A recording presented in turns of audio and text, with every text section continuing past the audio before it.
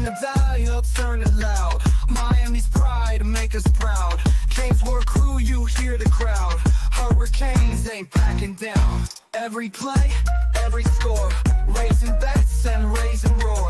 Rocking orange, green galore. All for one and one for four. We got FTSN, taking names, win it again. Podcast fam, till the end. Tune in, now let's begin.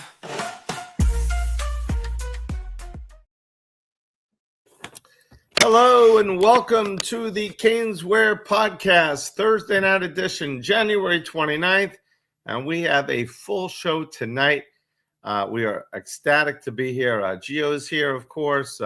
Amando is going to be popping in a few minutes. And it's a great day to be a Cane, just off of our national championship game, our amazing run to get into the playoffs. And then, as we know, beat Texas A&M, beat Ohio State, and then beat Mississippi, only to fall short. Everybody's pumped. Everybody's excited. And the whole question was, are we going to get a quarterback? Who's going to be our quarterback?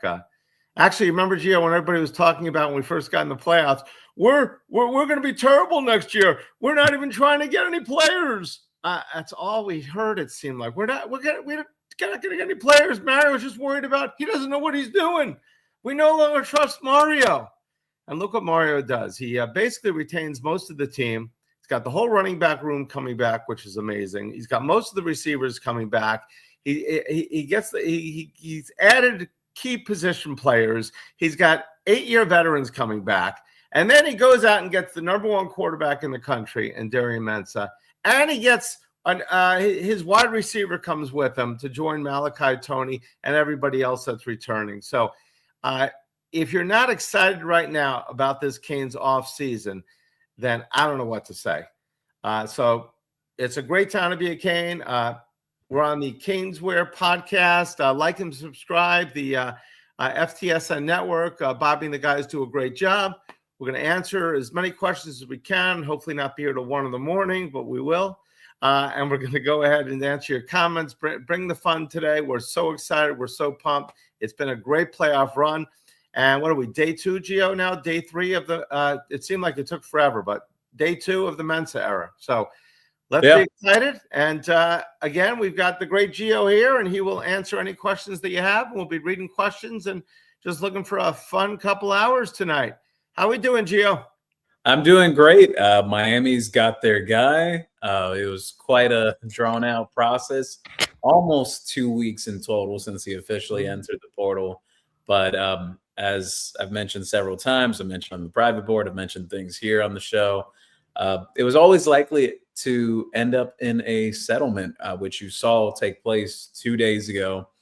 And reasoning for that was Duke was up for a lot of exposure. And the reason why I say exposure is the factor that until the language is changed in these contracts for players and NIL compensation today in this era, the schools don't own the players. They are free to go whenever they feel like. So, for example, the Washington situation with DeMond Williams earlier during the transfer portal cycle, they kind of just spooked the kid. Mensah stuck to his guns. He said, no, I'm leaving. Like, I want to go somewhere else. I want to go to Miami, basically.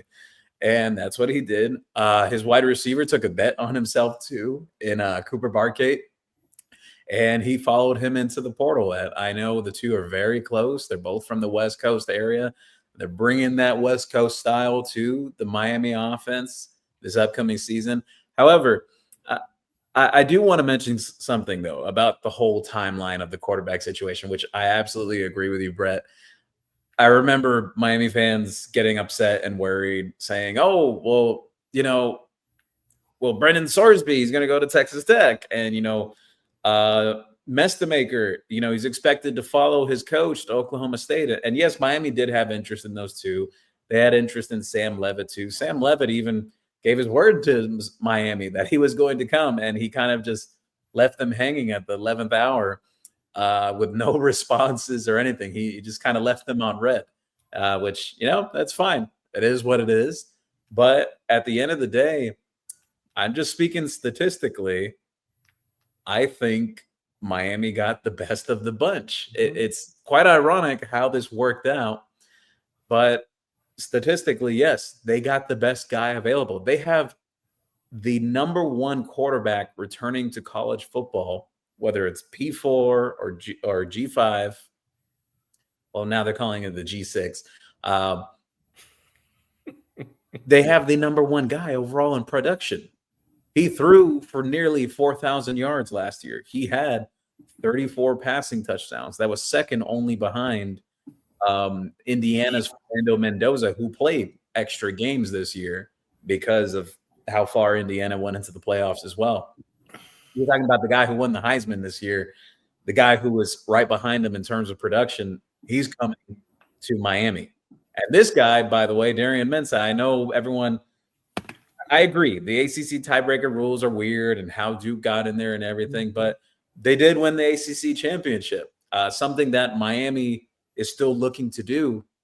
You have a quarterback on your roster now that just won it this past year. So I will say another interesting thing to this factor is I know Darian Mensah had interest in Miami around this time last year in the transfer portal. Miami went in a different direction. They wanted to get a veteran guy, which they ended up landing in Carson Beck after that whole process. However, his camp was the one that was initially interested in Miami. This wasn't just Miami itself. Like, I think it's so funny because I've seen it from Duke fans and just college football fans in general that they're like, oh, Miami always tampering or whatever. You know what? Everyone is tampering in some sort of way. And really how this all goes down for the most part, if people have been following along for quite some time now, most of this stuff is facilitated through the agents. This is not players talking directly to coaches. Well, you have the situation that's going on between Clemson and Ole Miss right now for that California linebacker, where Dabo went on a whole 10-minute rant about tampering and the transfer portal and whatnot. But 9 times out of 10, it's basically facilitated by the agents and the other schools, and players know what their market is even before they enter. Because how do you have situations where guys commit to a new school in less than 24 hours? This happens a lot. So enough about the tampering stuff. You know what? Miami has the number one quarterback in terms of production coming to their school and their team for this next season. He's going to be here for spring. He's enrolled in classes, by the way, him and Cooper Barkate. Everything's all set. They're going to participate in spring. And another thing, Cooper Barkate actually, aside from Malachi Toney, the top 5 wide receivers in the Power 5-4 that are returning this next season in terms of production, Jeremiah Smith, Malachi Toney, Cooper Barkate, KJ Duff, and Deuce Robinson from Florida State. So Miami has 2 of the top 3 receivers in the entire country in production returning or joining this team for next season. And you return Mark Fletcher and the other talent that you've brought in through the transfer portal offensively, that you brought in Vandrevius Jacobs, who is a deep threat receiver, Cam Vaughn, who has a lot of potential, 6'2", 6'3" receiver that can actually run. You bring back a young talent like Joshua Moore. You have Dalen Upshaw on the roster. You bring in 4 freshman receivers. 3 of them potentially have the opportunity to play some form of snaps this year. I've heard a lot of great early reviews on Samorian Wingo since he joined the team early during the playoff run. There's a lot of buzz on him. You bring back the nucleus of your tight end room. Elijah Lofton will be back. Luka Gilbert will be another year improved. And Gavin Mueller, I mentioned this on this show over a week ago, and people are seeing it now after what he posted on X.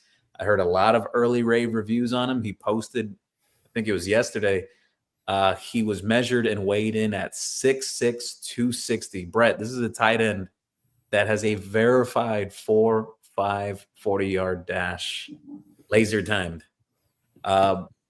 Miami's got weapons on offense, and you mentioned the running backs returning too. You get Mark Fletcher back, obviously, which is huge, who now holds the college football playoff record for rushing yards in a career. You have Gerard Pringle coming back, Jordan Lyle coming back. I know a lot of people were wondering what's going to happen with Lyle. Shamar Brown coming back. Those three guys, teams were trying to tamper with them. So it's absolutely huge. Amazing. They all came back. Higher backfield returning. And one last thing I'll mention, just offensively. I think a lot of people are still sleeping on Jordan Lyle in some type of form, and maybe some people are not. I think people forget this. He had a really good offseason coming into this year. He was declared running back 1 heading into the Notre Dame game. Has his ankle rolled up on his high ankle sprain he dealt with throughout most of the year. Tried to give it a go again when he came back several games later. It was never really the same, and they shut him down for the rest of the year. If he can regain his form, that backfield, I think it's arguably the best in the country. No, I don't want to be hyperbolic here or talking crazy or anything, but I mean, from just a production standpoint and what they have returning and what they've done as a group collectively, I think it's possibly the best running back room in the entire country. So you have offensive weapons everywhere. And offensive line, yeah, Miami's going to have to figure out their best 5. You return 2 starters in Samson Okunlola and Matthew McCoy. You have Ryan Rodriguez, who's been with the program for some time. He's going to compete at center. They feel pretty confident in what he can do. And he was also one of the when Miami would go to a 6 or 7 offensive lineman formation, he was the first one in every single time. So he's played significant snaps here. It's not like he's never seen the field.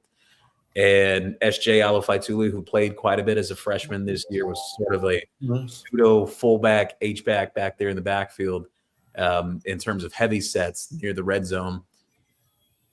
Then you bring in the number 1 recruit in the entire country, Jackson Cantwell, who will compete at tackle. You got to figure out the other tackle spot, whether it's Matthew McCoy who goes there. You bring in a transfer, a 6'7" transfer in Jamal Merriweather. There's a lot of good reviews throughout the past year on Max Buchanan, who will be in his 2nd year with the program as well. I think Miami will figure it out on offensive line, Brett. I absolutely do think so. And I know some people have had to worry. They're like, oh, well, you know, there's going to be some type of step back there, whatever. Yeah, you could possibly expect some type of step back because they'll have to gel together early on. But I think the schedule's set up a certain way where that is going to be very possible. They're not going to be thrown into the fire immediately. And the other thing with that, I think people are thinking this is still 2022 when Mario Cristobal and Alex Mirabal did not have their guys in that room yet. They have their guys. These are guys they have picked. They have selected who they have brought in through the portal or through the high school ranks. So I think the offensive line is going to be fine. Is it going to be as good as this group this past year? Maybe not, but that group was pretty elite in terms of pass protection. They had the lowest percentage allowed of pressures on their very own quarterback and Carson Beck. So that was a pretty special group in itself, but I think this one will be fine too. So Brett, your thoughts offensively? Well, right now I'm looking at the 4 running backs coming back. Is Wheatley coming back as well? Yes, Wheatley Humphrey is coming back. By the way, the portal officially closed for Miami. There is no more players that will enter, at least in this window. Now, if you have any Xavier Lucas situations or kids who try to unenroll and then enroll at another school, that's an entirely different story. But in terms of like the official transfer portal, that's it. The official transfer portal is off, except for if there's any. We never know any late changes, but and we did have a kid we just picked up, right? The portal was pretty much closed, and we just got somebody else. We got the kid from Florida State, right? Yeah, Conrad Hussey, who I'll speak about him more in depth in a little bit, but the several ties there in terms of him being a South Florida kid originally. Miami really wanted him out of high school, really, really, really wanted him. And he was also coached by Jason Taylor as defensive coordinator at St. Thomas Aquinas when he was coming out of high school. Well, no, about the offense, yes, I'm extremely excited. I know people say 2 years ago, after we lost to Syracuse and we didn't get in the playoffs, it was like, we're never going to win again. We're never going to win again. I love bringing up is when people say, because, either in the store or in on social media, we're never going to win if we can't win without Cam Ward. And my favorite saying was, we won 5 championships without Cam Ward. We probably won't win one again. He was great, possibly the best individual quarterback we've ever had, athlete at quarterback, and the year he had. But so we go from that with Cam Ward and no defense, pretty much, or a defense that was not good as they could have been. Then last year, we go from a top defense and a very good offense with Malachi and Fletcher and Pringle when he was in, and Brown, and we go with that. And this year now we're getting a quarterback who's not, we're not going to compare him to Cam Ward, but he's that type of guy. He scrambles around a lot. He's not a run first guy, correct? He likes to go ahead and scramble. For a guy like Malachi, he's going to love that because he's going to get every opportunity to get open, and everybody else we have too. So there's going to be extra chances for these kids. Obviously Cam would always find Restrepo or George or something like that, but I think our wide receiver room now is much more talented than it has been in the past. It probably maybe even more talented than last year. We've lost a few kids, but we've got a bunch of others. I looked about 90 passes or so between Trader, Marion, and CJ Bailey, right? They caught about 90 passes. So we've got the new kid who can catch a lot. We've got other guys, and then we've got the freshmen, and then of course we've got more who I think will blossom a lot more this year. So I think those will be taken. And we carried the ball about 450 times, I think it was, or 400 times. Fletcher only got 144, Brown about 100. I always think about, we have all these running backs, Gio. How are we going to divvy up this ball? But we know that guys don't stay healthy all the time. Fletcher was out a few games. Fletcher, for the greatest year he had, he ran for 685 yards in the regular season. He ran for what, 570 in the playoffs? Yeah, he had missed a few games during the season. But you think about it. He almost ran for as many yards in the 4 games in the playoffs as he did the whole regular season, even missing, because he definitely played in more games in the regular season. So yeah, he had played in about, I think it was 9 or 10 games. Yeah, so he almost ran for as many yards. He ran for what, 4.9 yards a carry during the regular season. He ran for what, over 5? Was it over 5? It was nearly 6 during the playoffs. It's just amazing that he turned it up.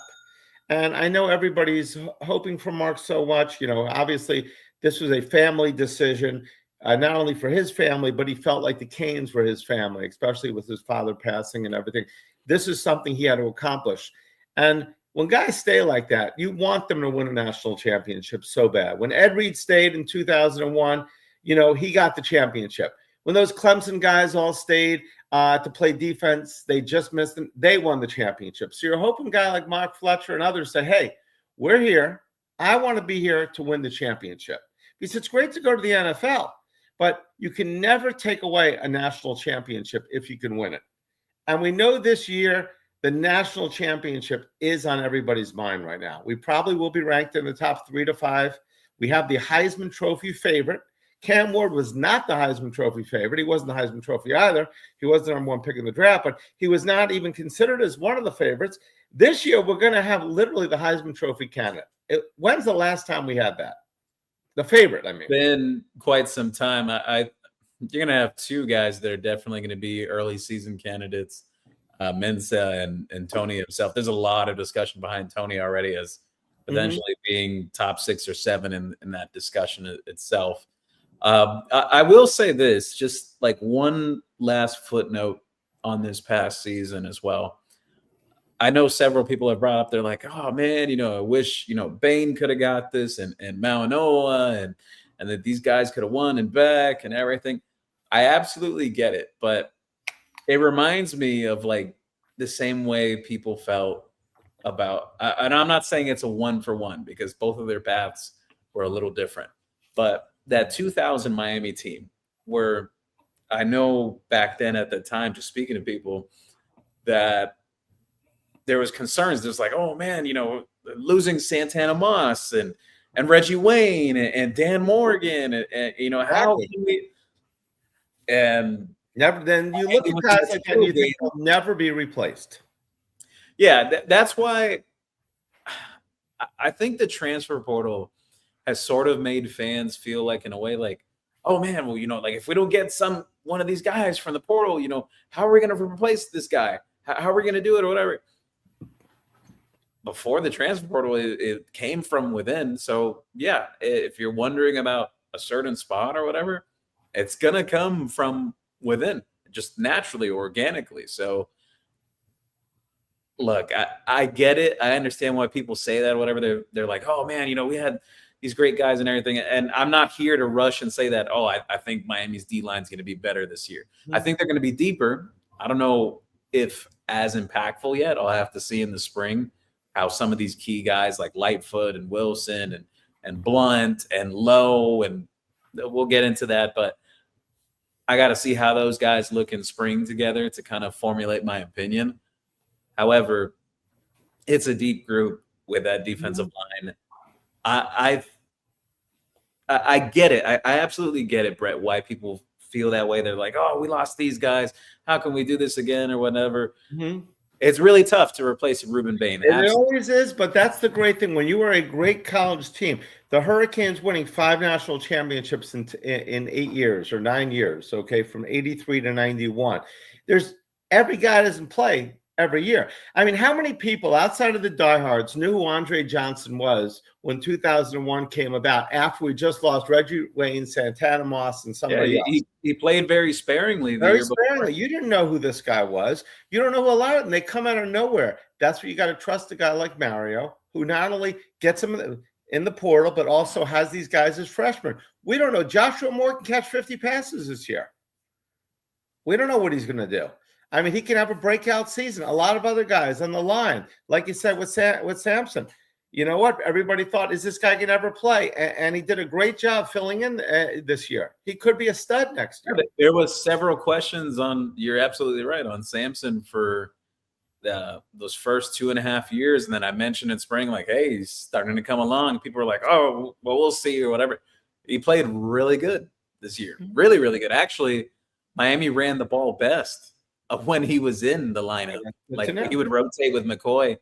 They ran really well when he was in. Now, we talk about the offensive line.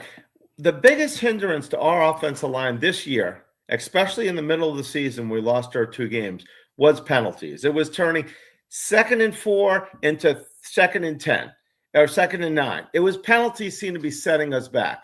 If we can become less penalized on the offensive line, our offensive line is going to be so much better, just in that alone.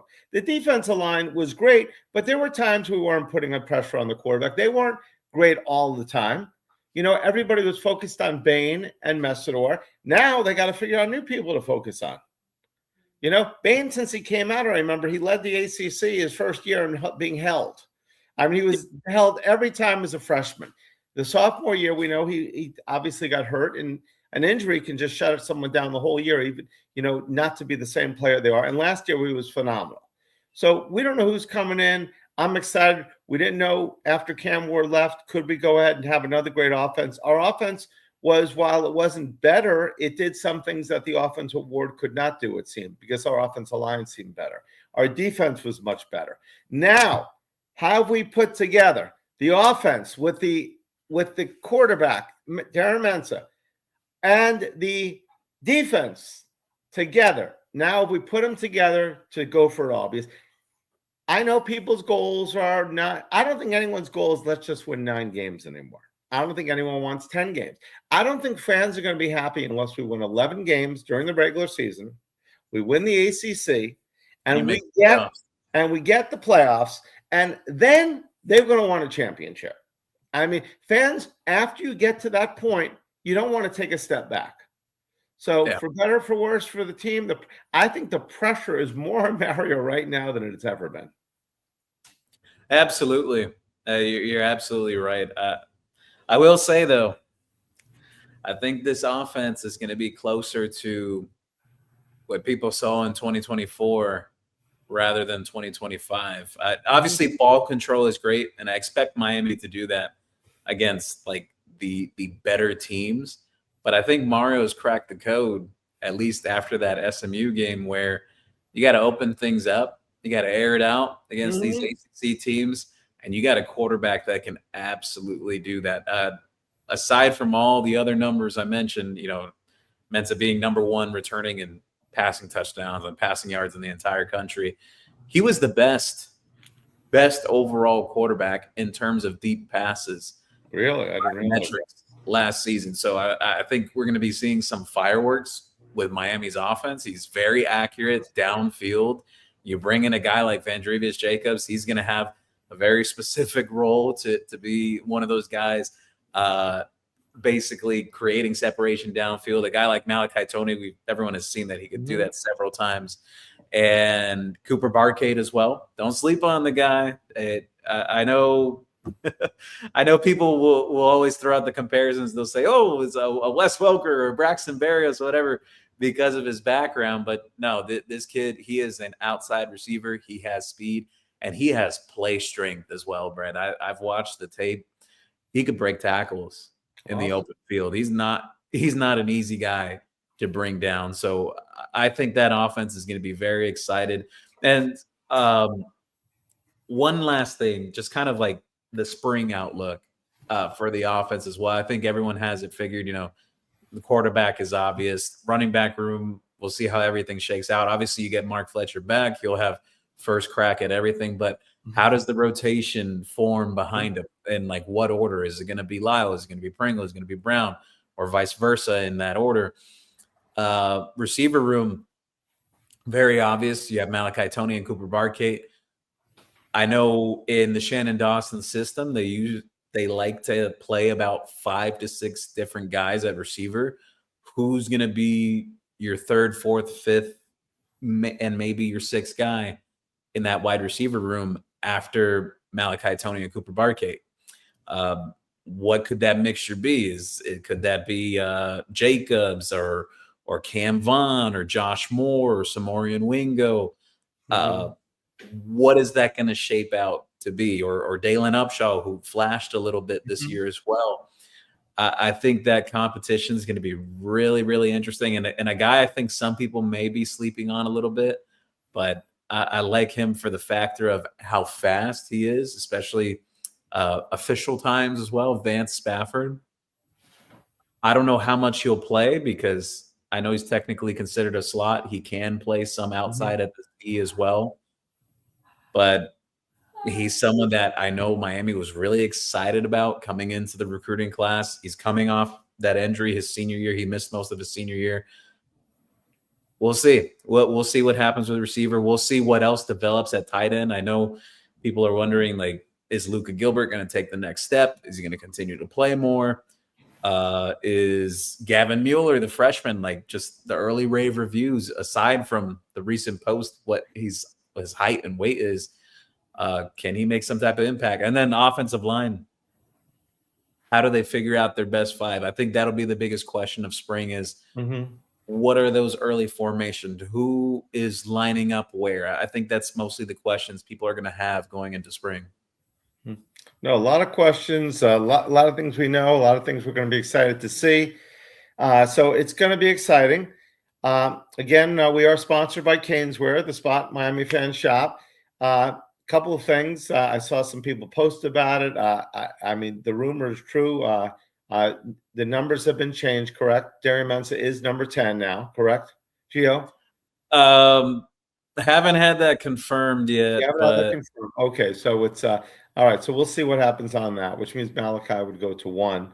If that's the case, some people are like, well, I got the 10 jersey. If you got the 10 jersey last year, which there weren't a ton out there, maybe it is frame that for sure. One of the greatest season in Miami history, basically, for a wide receiver. Frame that. You won't be able to make a 10 jersey for Malachi again unless he goes back to that. So that is, people say, oh, I don't want to wear it. You're one of the guys that got it for the greatest season ever. That's amazing. That freshman season was unbeatable. And now you get a chance to wear him in a 1. A lot of players do change. He did play at number 1 at Heritage, correct? Yes. Yeah. So it's and he came here and he couldn't get number 1 because of number 1 was to Trader, right? Yes. So, but also Mario has to go ahead and he has to be the person to say you get number 1. So you have to earn Mario. That's usually how it's worked. So we'll see what happens there. A lot of exciting times, a lot of great stuff coming into CanesWear. Lots of new hats we just got in. We're getting more shirts and everything. Sold out of a lot of stuff during that amazing CFP run. So a lot of exciting times at CanesWear. A lot of exciting times being a Canes fan. Excited someone's going to pop up and be a star that we possibly never heard of or thought about, which is what makes college football so exciting. And it's the great thing about going into the end of January playing is that, spring practice starts in less than 2 months. And what is it, beginning of March? Yeah, I've been hearing potentially the start date is March 4th. We'll see. So March 4th. So in a little over a month, basically it's basically February now. In a little over a month, it's already spring football. And spring game is, I think, what is it, April 20th or April 18th or so?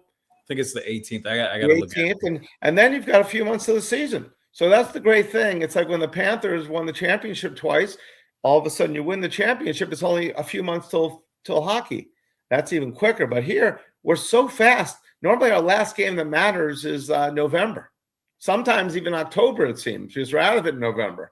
So this is the great thing when you're a winning organization that the season's it's a new feeling for Hurricane fans. Totally. I mentioned to some people the other day after the whole Mensa thing was done and official. I'm like, yeah, I mentioned, by the way, we're just a little over a month away from spring. And they were like, what? Wait, what? Yeah, it's just so fun. That's the beauty of winning. That is the great thing about winning, because you win. The second you win, the transfer portal's on. It's been extended for you as your team, the Canes in Indiana. And then we're going ahead and saying, wait, now we just got our quarterback. It's January 29th. All right. We're February, basically, spring practice, which everyone seems like they wait. It seems like it's months for spring practice usually. And Mario's got a lot to do, but I feel really comfortable, really confident, and really excited about that. So one thing while everyone's here, remember the CanesWear app. We're going to be doing a quiz next week, a new quiz. If you're on the app, you go ahead and it's going to be for some prizes and things like that. We're going to probably do a Super Bowl quiz too, working on the new CanesWear app. So go ahead, CanesWear.com app on the Google Store or the Apple Store. Go ahead and download that. A lot of fun things we're going to do. I guess that's all I've got for right now. Gio, do we want to answer any comments? Is Mondo out there yet? He's not on there yet. Just defensively, though, I want to let's go really defense. quick. Just some of these additions. I think the most underrated addition, in my opinion, just from watching the tape and how he's going to fit Miami too, Keanu Davis, the defensive lineman transfer from Nebraska, can play inside, can play outside. I think in Miami's scheme, he's the guy that could potentially explode. Really?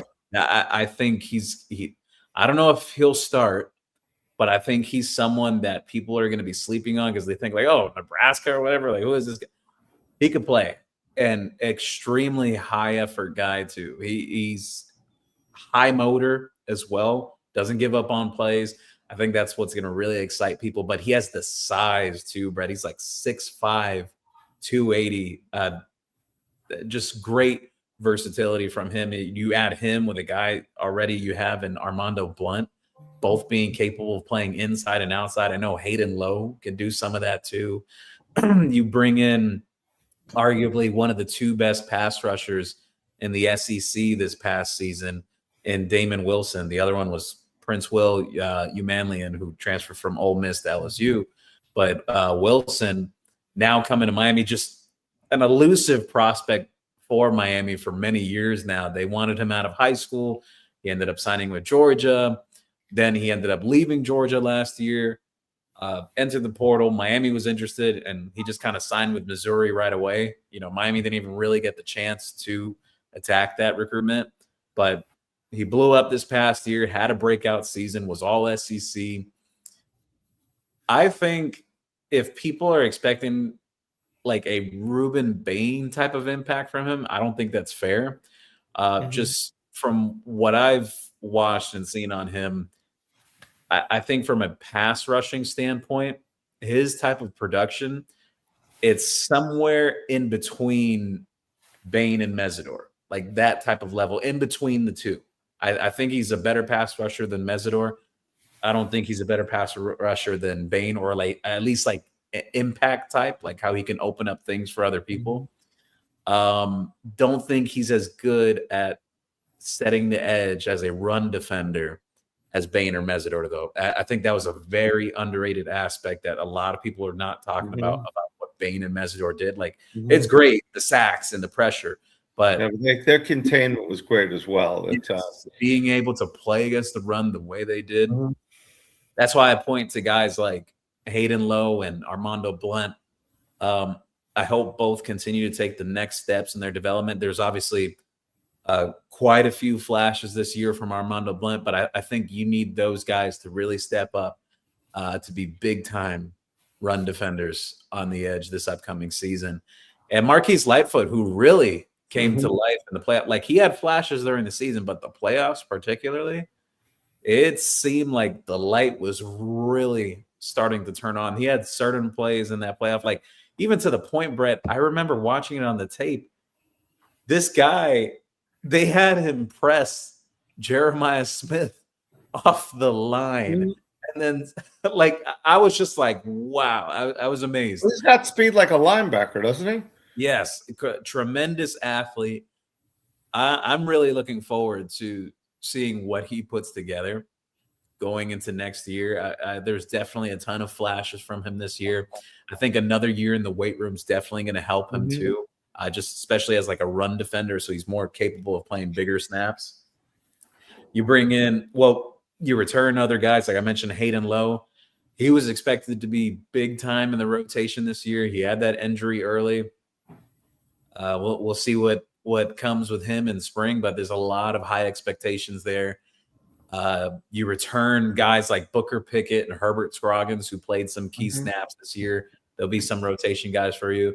And a guy that really, really, really impressed people by the end of the recruiting cycle, Shari Charles, who happens to be from the same high school that Damon Wilson came from, Venice, Florida.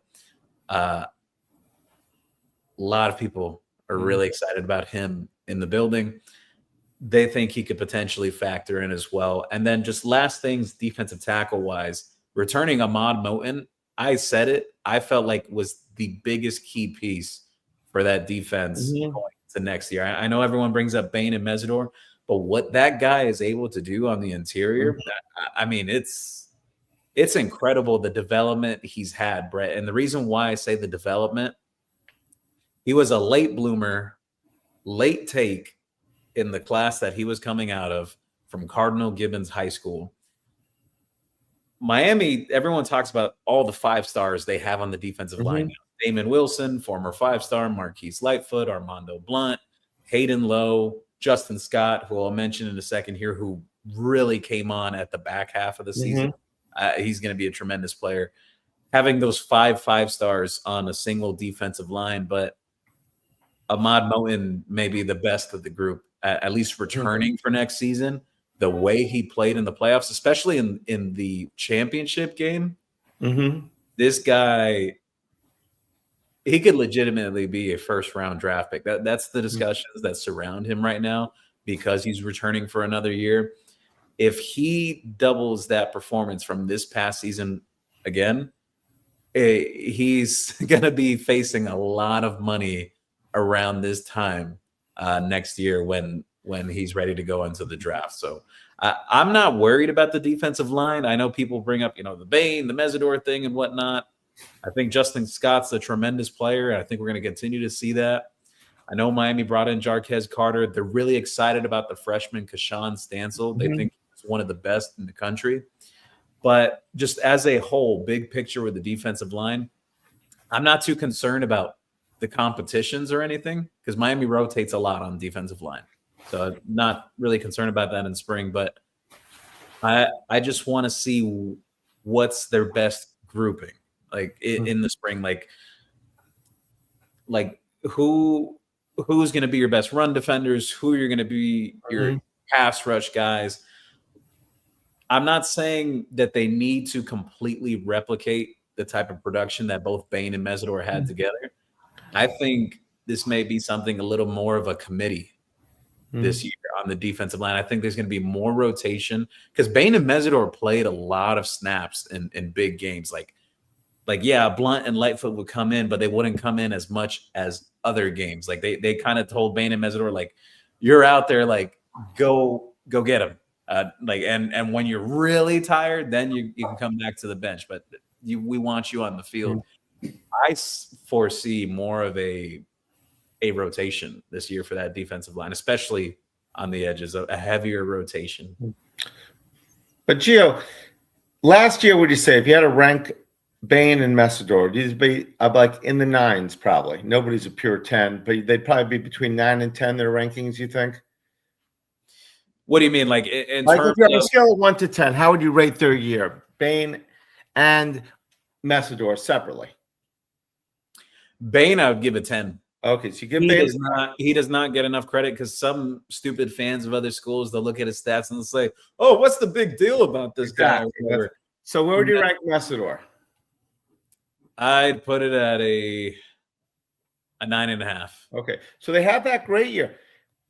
Roll it back 1 year. Bain got hurt against Florida. He was never the same. How would you rank them the year before, 2024, the Cam Ward year? Oh, that's tough with Bain because of the injury he had, but maybe 6 or 7. But he was hurt. Mesidor probably about an 8. Okay, so both of those players advanced quite a bit from 24 to 25. Yeah, especially Mesidor. He got in better shape again because he had a couple of injuries along the way. He finally was back at his natural position. He was always an edge guy. He wasn't necessarily a full-time interior guy. And with Bain just getting healthy, that was the biggest thing. So I'm with you, Brett. I'm a Jason Taylor there.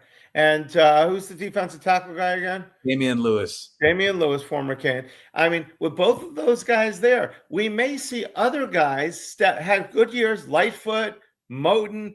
I agree.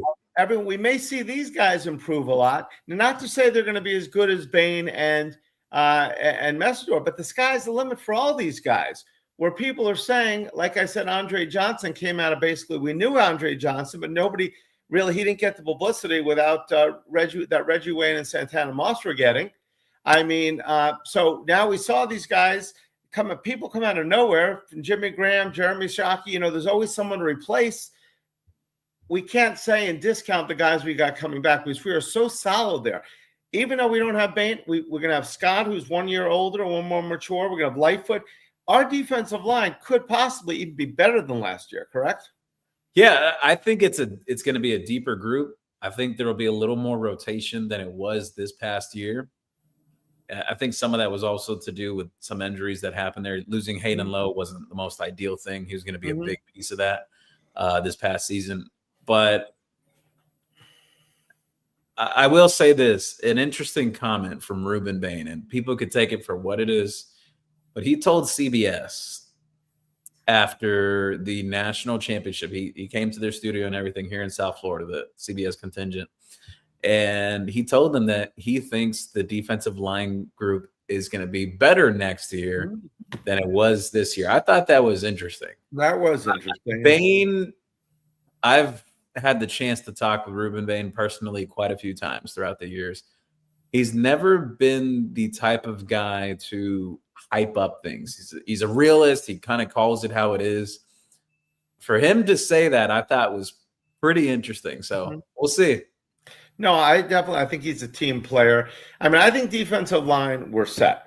Linebackers, how are we gonna compare linebackers this year versus next year? Or this year versus last year? I think the biggest thing is you return Mohamed Touré, who, I'll be honest with you, Brett, I think he started getting more comfortable late in the season. Like there was definitely, it was something clicked. And I think people forget this. And he mentioned it on his social media recently after his most recent injury the year before at Rutgers. He wasn't able to walk for X amount of time. He had to relearn how to walk and everything. I think the hope there is, the optimism is that potentially you may be getting the guy that you saw on tape from Rutgers. It started seeming like it was getting there towards the end of the season, especially when Miami was in the postseason. It's to me, Brett, it seems like when he knocked out that guy, that the receiver across the middle against Texas A&M, yes. like a light turned on, and he was great from every game out. Like Ohio State, he was really good. He was pretty good against Ole Miss as well. And especially in the championship game, he was really impressive too. So I think the hope there is that, another year removed from that terrible ACL injury could do a lot of good. Obviously, you hope he doesn't have another injury. That would be terrible. But another year removed, yeah, that's really big. I think a lot of people kind of ignore that aspect when some of these players have serious knee injuries. Not always are they the same that first year back. It's kind of the year after. Yeah, Frank Gore, when he hurt himself, he was never the same for a year or two. And then look what he did in the NFL when he got healthy. So after, you get a debilitating injury like that, you never know how long. These guys are rushed back so fast now that, they still may not be at their top game. They return him. They're getting Chase Smith back. That's the expectation. He is cleared to get that medical waiver, actually, I believe it was going to be applied for the 2023 season. So that's experience there. He's had quite some injuries throughout his career. He's finally been healthy the past year and a half. He got his feet wet this year.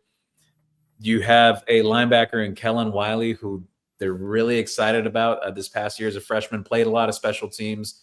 Cam Pruitt has been around for a while, who is kind of a chess piece of sorts, could play some safety, could play some linebacker, could play some nickel. The biggest thing with him is strength and conditioning, like getting his weight up a little more so that he could play even more significant snaps. A very similar situation like they've dealt with Marquise Lightfoot, just year over year, building that up. And I think two specific things I want to mention about linebacker. I know they're really excited about Kamal Bonner, who's returning, who he got hurt early on in the year. And that kind of derailed things, but he's someone they're expecting that they think he could take that next step, potentially starting opposite of Muhammad Toure. We'll see how that shakes out.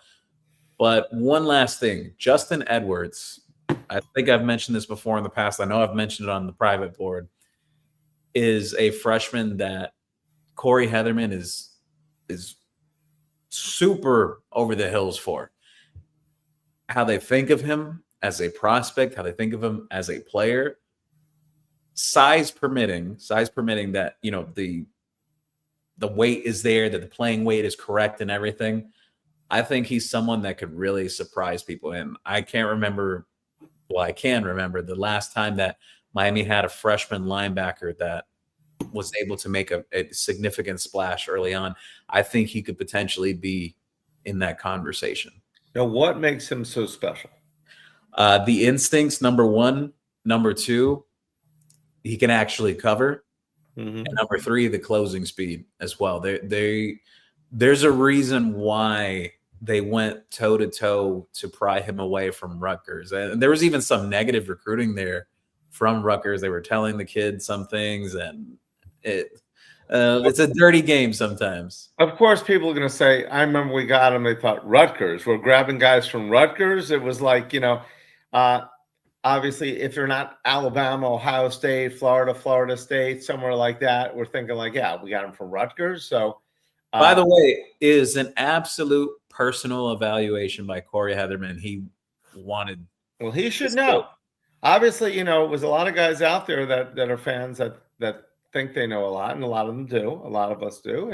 But if you're the guy that actually, is the guy in the trenches for us, Corey Heatherman, you'd hope when he really likes someone like that there's a reason. Yeah. So that's the linebackers. What about the secondary? Secondary, you return all your starting cornerbacks. So Miami basically has 4 starting cornerbacks. You're Xavier Lucas, Damari Brown, OJ Frederique. Mind you, the other thing I'll mention about OJ Frederique, very similar to Justin Edwards, the linebacker in that aspect. A lot of people said the same thing too about OJ Frederique because he was originally committed to West Virginia. And people at the time said, West Virginia, why the hell would we take this kid? Whatever.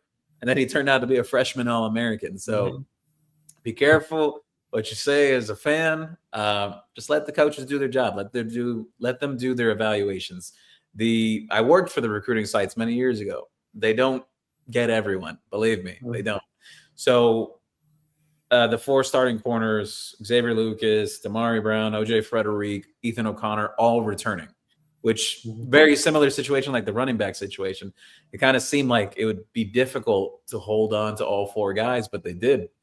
And you have a freshman who really impressed people this year in Jabari Antoine coming back. You have another that I know the coaches really like as a potential nickel, maybe could play some safety down the line, and Chris Ewald Jr. I know they really like him. I think a guy from the class who could potentially play early is Jalen Waters, especially from a coverage standpoint. He understands that very well. He's very advanced in that aspect. Cornerbacks, totally fine. Safeties, you return Zachariah Poyser and Bryce Fitzgerald. And you bring back Dylan Day, too, who's played quite some snaps here, has had a lot of special teams wow plays over the years. And you bring in a freshman that is another guy I've heard a lot of good early reviews on, J.J. Dunnigan. His father was big-time football guy, played for Kansas State back in the day. I think he had a cup of coffee in the NFL as well, from what I understand. They're really excited about him and what he's showing early on through the workout sessions. And you bring in Omar Thornton and Conrad Hussey. I want to see how that situation works out because both of those guys are capable of playing nickel as well, but they can also play safety too. I think it's potentially could be one of those interchangeable things where either Thornton could play nickel sometimes and then Hussey could too, and they move them back and forth between safety, kind of just get your best guys on the field. But Omar Thornton, at least from a physicality standpoint, he'll remind a lot of people of how Jacoby Thomas would hit people, and even Keontae Scott as well. He just has that mentality in the way he plays. I think he just needs to clean up a little bit in terms of wrapping up and tackling from what I've seen, but just really physical player, a tone setter. And Conrad Hussey, a lot of potential there, just has to put it all together. Was a freshman, he was a freshman All-American when he was at Florida State. And then there was the whole off-field issue when he left Florida State and then Oregon State for a couple of games and then came here. But everything is sorted out there. I think Miami's going to be fine in the defensive backfield, honestly. It's never an easy thing to replace a guy like Keontae Scott, as we talked about before, Brett. But I think with the guys that you have returning and then what you brought in, it's a heck of a start, a really good head start. Well, going into last year, nobody knew about Keontae Scott and Jacoby Thomas anyway. They both came over. A lot of people talk, wow, how are we going to survive without those guys? Well, they just came over, and hopefully they're both. I'll be honest with you, though. The one of those two surprised me. I'm not going to take the entire credit that I wasn't surprised by Keontae Scott. Like, he definitely elevated even more. But I know when he was at Auburn and when he was initially playing nickel, because he was a JUCO guy. He was a JUCO guy from the California area. Auburn had signed him. His first year with Auburn, he was like all SEC as a punt returner, all SEC as a nickel. And then the next year, a new DB coach comes in and he's like, oh, yeah, we're going to move you outside. And it was a terrible move. Like, he just wasn't a natural fit on the boundary. So it didn't surprise me so much that he bounced back with Miami. I just didn't know when he signed that arguably he was one of the 2 best defensive backs in the country this year. Absolutely. Like, just his impact. Like, he was like an extra linebacker on the field too, aside from his coverage ability as well and jumping routes too. Jacoby Thomas, however, totally surprised me. I didn't know that he had ball skills that he showed this season. I wasn't expecting. Like, I knew he was a guy that could hit, absolutely, but he picked off quite a few passes and broke up passes that progressively throughout the season. I'm like, wait a minute. I think Miami got more than I was thinking they initially got here. No, definitely a great pickup. So now that we covered the offense and the defense, we've got young Mondo. He looks like is that Mondo or one of his kids there? I got a haircut today. You look okay. And I Congrats. shaved. I shaved. We've all seen those pictures on X. I mean, everybody, the paparazzi has been talking to you about you and the missus left and right now. How you guys doing? Good to see you guys. Doing good. Doing fantastic. We're all excited about the what's been happening in Canes football with quarterback 1 coming, wide receiver 2, lots of other pickups. How are you feeling? Good, but I've been listening the whole time, just putting the little one to bed. But also, like Gio mentioned, not just Barkay, but the kid from South Carolina, kid from the other wide receiver we got in. So yeah, they're looking pretty scary. I'll fan them aside. The roster, we're getting defensive tackles now, Gio. Yes, Nebraska, Georgia. Mondo, you remember the old joke? Every time Miami would get a recruit, everyone would always say, "Can he play DT?" It was like 15 years where we had like no help at that position. Exactly. But this team, I mean, now I think they're more the top 4 or 5 in the portal rankings or whatnot. And I mean, preseason rankings don't mean nothing, but you would think they'd be in the top 5, right? I mean, I would think so. I know everybody's talking about Texas and Notre Dame again, but it's going to be hard pressed not to have Miami in the top 5 to 7 at worst. With that roster, they got I think they have to be in the top 5. I mean, really, has to be. I think if Mentz is the favorite to win the Heisman, and we've got Malachi coming back, we've got the defense coming back. I mean, you don't have to do one because that's a lot of pressure. But I think we'll be in the top 5. I fully agree. I mean, but everybody, right now the favorite it's January, but again, the Heisman favorite is your boy Arch Manning, followed closely by CJ Carr. So everybody's on Texas and Notre Dame nationally. You know how that is. Yeah, but obviously Jeremiah Smith's going to get a lot. I mean, it's hard to say Ohio State won't be the top team, number 1 ranked team. You know what I say about that, Mondo? Until October, all those dreams are going to be crushed. Exactly. So you're on the outside there, Mondo. It's a beautiful night. Well, it's not as cold as it's going to be on Sunday, right? Everybody's talking about the 20s and 30s on Sunday. Yes, that's nice tonight. It's almost 60 degrees right now. So I'm outside. I think 89 it's going to be. I mean, we're saying that. I wish I could be inside like you guys, but nah. That's why it took me a while to get on the show because this kid wouldn't fall asleep. So, Gio knows. Gio's got little ones, so you know how it is. So. One last thing I'll mention about the portal, and then we'll move on to questions here and chatting with Mondo, but I like this approach from Miami that they've taken the last 2 years, and it's very much in terms of competition. They took 2 kickers again. Yeah, I like that. They brought in Jake Weinberg, who, by the way, he had like a ton of kickoffs last year for Florida State, right? But only 6 of his kickoffs were not touchbacks. I have to look at the stat here. I know. You know what? I want to pull up the official stat, actually. I have it right here. I could search it. Well, while you look, Gio, correct me if I'm wrong. I read that he's going to be the kickoff specialist and the kid from Northwestern will be the field goal specialist. Is that right? So Jack Olson from Northwestern, he was 19 of 21 for Northwestern last season. Weinberg was Olson was 19 of 21. Weinberg was 12 of 19 last year. He has a bigger leg, though, could kick deeper. Weinberg. However, I think the biggest thing that I like here, again, special teams, very important. We need to emphasize special teams, especially after what we saw that happened in national. Yes. Got to win all 3 phases. So with Weinberg, I have it here: 61 kickoffs last season, 56 went for touchbacks. Wow. He's got a leg on him. He absolutely has a leg. Olson, however, 5.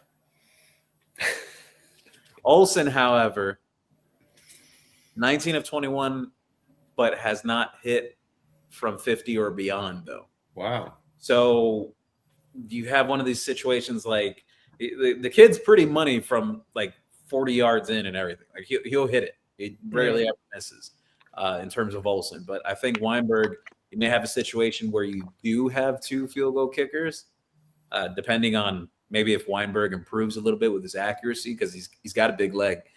We'll see. But I love it, the competition. You get Dylan Joyce back, and you have Malachi Tony back for punt returns. And I'd like to see Miami get a little more dynamic in terms of kick return. It's definitely a good problem to have. Now that, of course, that brings an interesting dynamic of like, what if, let's say, you're at the 30 and it's a 47-yard field goal? What do? Do you give it to Olsen? Do you give it to the other kid? Like that's interesting there. I agree. It'll be tough because this year we the kickers changed the last second. We thought it would be one kicker kicking off and one kicker, kicking field goals and extra points, and then it became one kicker. It just was one kicker doing everything. Everybody was surprised when he came in and kicked the winning field goal against Notre Dame. Yeah, absolutely. I mean, he had a little tough stretch late in the postseason. I wouldn't put it on him against A&M because that was crazy. Field conditions were just not good. They were not. Yeah, the weather was terrible. Those gusts of wind were impossible. You saw the guy that didn't miss the night before for Oklahoma missed 2 field goals, and they said he was automatic. He never misses. He missed his first one all year, and then so it's tough once you kick it up there and you have no control of where the ball is going. He did have a big kick against Ohio State, though. When we were scuffling there, I think it was third, fourth quarter, and he came up big. Yeah. So I mean, he just missed this kick in this game. It went off the upright. So so listen, we didn't lose this year because of kicking. Oh no, absolutely not.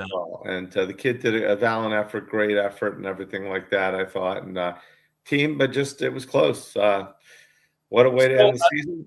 I'll mention something that's kind of on brand and theme with Mario Cristobal. So every year when fans have complained about like, oh, we need to fix this or need to fix that or whatever, obviously several complaints from people are going to be about, the special teams, like, oh, the blocking or whatever. Even though, I don't want to rag on the kid again, but I mean, 87 just kind of gave the kid a love tap and just let him through. Just crazy to think about looking back. However, I definitely think, though, they're going to put quite some emphasis on that this offseason, just in general, just from the blocking schemes, how they do things schematically, in terms of punts, in terms of kicks and everything. I think there's going to be a heavy focus on that. I've noticed that just as a trend with Cristobal since he's been here. Every year the fans complain about something. He's like, all right, I hear you. I'm going to fix it. And then goes and fixes it that next year. So, yeah, I like Miami's roster. I think they have depth. Obviously, there's some question marks in terms of, what's their best 5 of the offensive line. You hope a tight end takes the next step. And then linebacker, just the question there is who's going to be the other guy next to Teray. And you have several options. Let them all compete. They usually play about 4, possibly 5 linebackers. You got about 9 on your roster right now. You got Teray, who will very likely start, Chase Smith, Cam Pruitt, Kamal Bonner, Kellen Wiley, EJ Marcelin, Justin Edwards, who I was talking about that they're really excited about, Jordan Campbell, who's a tremendous athlete, heck of a pass rusher too, and the other freshman, the only freshman that's not on campus right now, Karsten Bush, who arrives in the fall. You got 8 guys to figure out one other starter. I don't see how they can't. I think you should be able to find someone. You've had Cam Pruitt, who's flashed over time. I know Kellen Wiley, a lot of potential. Kamal Bonner, they think he could be a guy this year removed from his injury. So we'll see. But I think those are the main question marks. I think the roster is very well constructed. Really deep receiver room, deep running back room, deep defensive back room, deep defensive line. Yeah, the Bain and Mesidor stuff, but I think Miami's got a ton of great talent and depth overall and guys who've actually played real games. So linebacker, some of tight end, and figuring out your best 5 on the offensive line. That's the questions going into spring. You see, I had already pretty much had that punt block away from my mind. Like Brett says, am I outside? I'm like, yeah, it's about 60 degrees. It's almost Friday. But then you just had to bring that up. So I imagine they're coming towards my end zone at the national championship. The wife's next to me. She's learning the sport. They block the punch. She goes, wait, they can do that? Yeah. Well, obviously we had a player that thought they couldn't do it either. Imagine I got a beer in one hand. We're down by 10 in the natty. She's looking at me. Can they do that? I'm like, yeah, Monica, they can block a punt and score. It's illegal. I was saying, I was on the sideline of that right there in the end zone. I was probably about 2 yards in the end zone and saw that Oh perfectly. man. And you could just see it setting up. It was just so quick, just setting up, taking his time, like he's got all day. And Yeah. No, anyway. but it's like Gio mentioned the roster, and tomorrow, I'm sure there's people watching that have season tickets. Like tomorrow's actually the deadline to renew for next year. And just out of curiosity, a little while ago, I went on to look. Every year you look, like right now, there's always lower bowl available. There's nothing. Really? Like, unless people don't renew, there's like hardly nothing. There's a lot of excitement. People that haven't gone in years that keep texting me, "Hey, bro, how do you get tickets?" Because now it's hot. Now everybody wants to go. So for Gio and you, obviously working in the business, it's great. It's pretty exciting. I will say that, and they're only going to get better and better. I don't see this being a 1-year mirage or a 1-year fluke. And Miami just got lucky into a couple of portal guys. No, it's the sustainability right now looks pretty scary. You hear all the national guys like Gio and talking about it, and I think next 2, 3, 4, 5 years, they're pretty scary. They're definitely a perennial powerhouse going forward. They really, really are. Totally agree. All right, so let's get to some of the questions and comments. Mondo, you got anything to add before we go to them? No, go ahead. I want to hear what Juan Manuel has to say. I didn't even notice that. There it is. Said, welcome back. Welcome back. This QB is special. Saw him play as a freshman at Tulane. He had a really good freshman year at Tulane. Even better at Duke this year when the competition went up. And it's not going to be like there's no familiarity there. He's already played against ACC competition. Imagine him with Miami's receiver room. Juan Manuel, Gio and Brett, does it feel a lot like we were talking about this? Does it feel a lot like 2000 in terms of where this team is? Compare the wide receiver room 2000 with 26 and running back room. If Mensah stays, Miami could do the unthinkable, go on a win streak, 2 natty. I don't know if he'll stay. I know it's a deeper quarterback class next year. If he has a tremendous year, whatever, he could potentially enter. He technically still has 2 more years available. I guess we'll cross that bridge when we get there, though. It's too early to talk. I think if he has a great year and a Heisman Trophy, he's not staying. He could be the top pick in the draft, even with it. So if it's a great class and you're the top of the class, it's even better. Yep. So I compare a lot to 2000. I think yes. I think I think a lot of special things are happening down in Coral Gables. Absolutely. Juan Manuel, Gio, I'm really excited for the receiver room to pair with Mensah's arm talent. He's very accurate and loves the deep shots. I was talking about that. Talk to me about Wingo, Moore, Paris, and Vaughn. We spoke about that earlier. A lot of good early reviews on Samari and Wingo. Joshua Moore, he showed some flash this year. Has to get a little more crisp in terms of running his routes. That's the thing I've been told and I've heard, that what's kind of prevented him from playing more. You hope that there's continued development there and he takes the next step this year, but a lot of potential with Joshua Moore. Mylan Paris, big guy. You're talking about 6'5", 6'6", can run at 4.4. Wow. Heard a little more raw. They kind of have to mold him. He's kind of like clay right now. But Cam Vaughn, though, in terms of the opinion from Miami, they think he's someone who could potentially take a bigger step here than what it was at his last stop. West Virginia had quarterback problems last year. This is a kid that's 6'2", 6'3", almost 200 pounds and can run. Wow. Yeah. Okay. Another question. Gio, this was before the show started, but Juan Manuel was here 30 minutes early.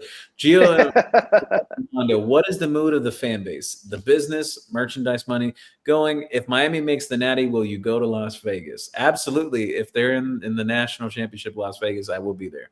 But on the mood of the fan base, elation, excitement, everybody is energized. Energized is a word. They are so pumped right now. Beyond energized. Big difference in this year and last year, how we were feeling when that season ended. When we lost to Syracuse, the only way you're going to win, the last game is if you win the championship, obviously, or you don't make the playoffs. But to win the final game, last year was just such a down year, and it's been a down year for a while. The last year that we were this excited, and I think when we came out of 2017 or 2016, we were quite excited, but not even nearly this excited. We had won the last game. That was the Rick first year. We won 4, lost 4, won 5. We beat West Virginia in the Russell Athletic Bowl. It was great. But this year, even though we didn't win the last game, everybody's more excited. Yeah, and I would think go ahead, Gio. My bad. Go ahead. No, I would say that the immediate goal for next season would be, as we saw, and again, outstanding playoff run, that gauntlet or whatnot, but it just goes to show how hard it is to win 4 playoff games. So I would say the immediate goal is to win the conference, get yourself that bye week. I know some people are scared of the bye week. Well, the bye team lost what? 7 out of 8 now? Well, that's fine, but even then, I mean, it's very difficult to lose. I mean, to win 4 in a row, as we saw. We were so close, but odds are very against. I know Ohio State did it the year before, but it's very tough. It's very, very hard to win 4, especially if you got a couple of road games and neutral site games also, which makes even what Miami did even more remarkable, honestly. Let's see. Hey, it's Miss Hudson and Big Bill Belichick here in Chapel Hill. Bill is in a bad mood after the Hall of Fame snub. What are places in Miami that are hot? Can Mario give Bill a police escort to feel like a star? I'll say something though. I get it, all the off-field stuff and everything, just the drama or whatever surrounding Bill Belichick the last couple of years. The whole girlfriend thing or whatever. I'm not going to get into his business, but from a pure resume standpoint, not being first ballot Hall of Famer, I'm sorry. It's incorrect. It's wrong. People will say, oh, well, he won because of Brady or whatever. Brady wasn't Brady right away. It came over time. Like, he wasn't like, I'll be honest with you guys. I remember the conversations about this early on when Brady was in the league, that most of the consensus was that Peyton Manning was the better quarterback between the two. And it wasn't until Randy Moss came around and Wes Welker with those the late 2000 Patriots teams when the thought behind it, like the whole Peyton Brady thing, that it changed, where people were like, oh no, wait, no, like he is better than Manning, because kind of like the numbers started coming. Like he got progressively better over the years. Brady wasn't Brady at the absolute beginning. He had a really good defense behind him too early on in his career. Very good defense. Teddy Bruschi, Richard Seymour, Ty Law, the safety again, Rodney Harrison. Oh, Lawyer Malloy. People don't realize how good their defenses were over all those years. Yes, they had a really, really good defense with him early on when he was young in his career. So not to take away from Brady, tremendous talent, greatest quarterback of all time, greatest to ever play the game. Absolutely. The numbers back it up. However, I don't think Brady happens without Belichick, and I don't think Belichick happens without Brady. They both help along the way. A couple of things on that. Belichick had the 2 years of the Giants defensive coordinator. They were dominated. They won a Super Bowl with Jeff Hostetler. So that was deep. I know they had Lawrence Taylor and everything, but they were unbelievable. But there was a good article by somebody that was one of the voters. Now, supposedly there's 50 voters, and 40 of them have to vote, say yes, so you to be the first ballot. Yeah. But one of the guys said, now the rules are that you have to put everybody in your list. So he included 3 guys from the retired group, the older group, the veterans. Kenny Anderson, who was an excellent quarterback. Elsie Greenwood was like a 4-time All-Pro for Pittsburgh Steelers, and somebody else.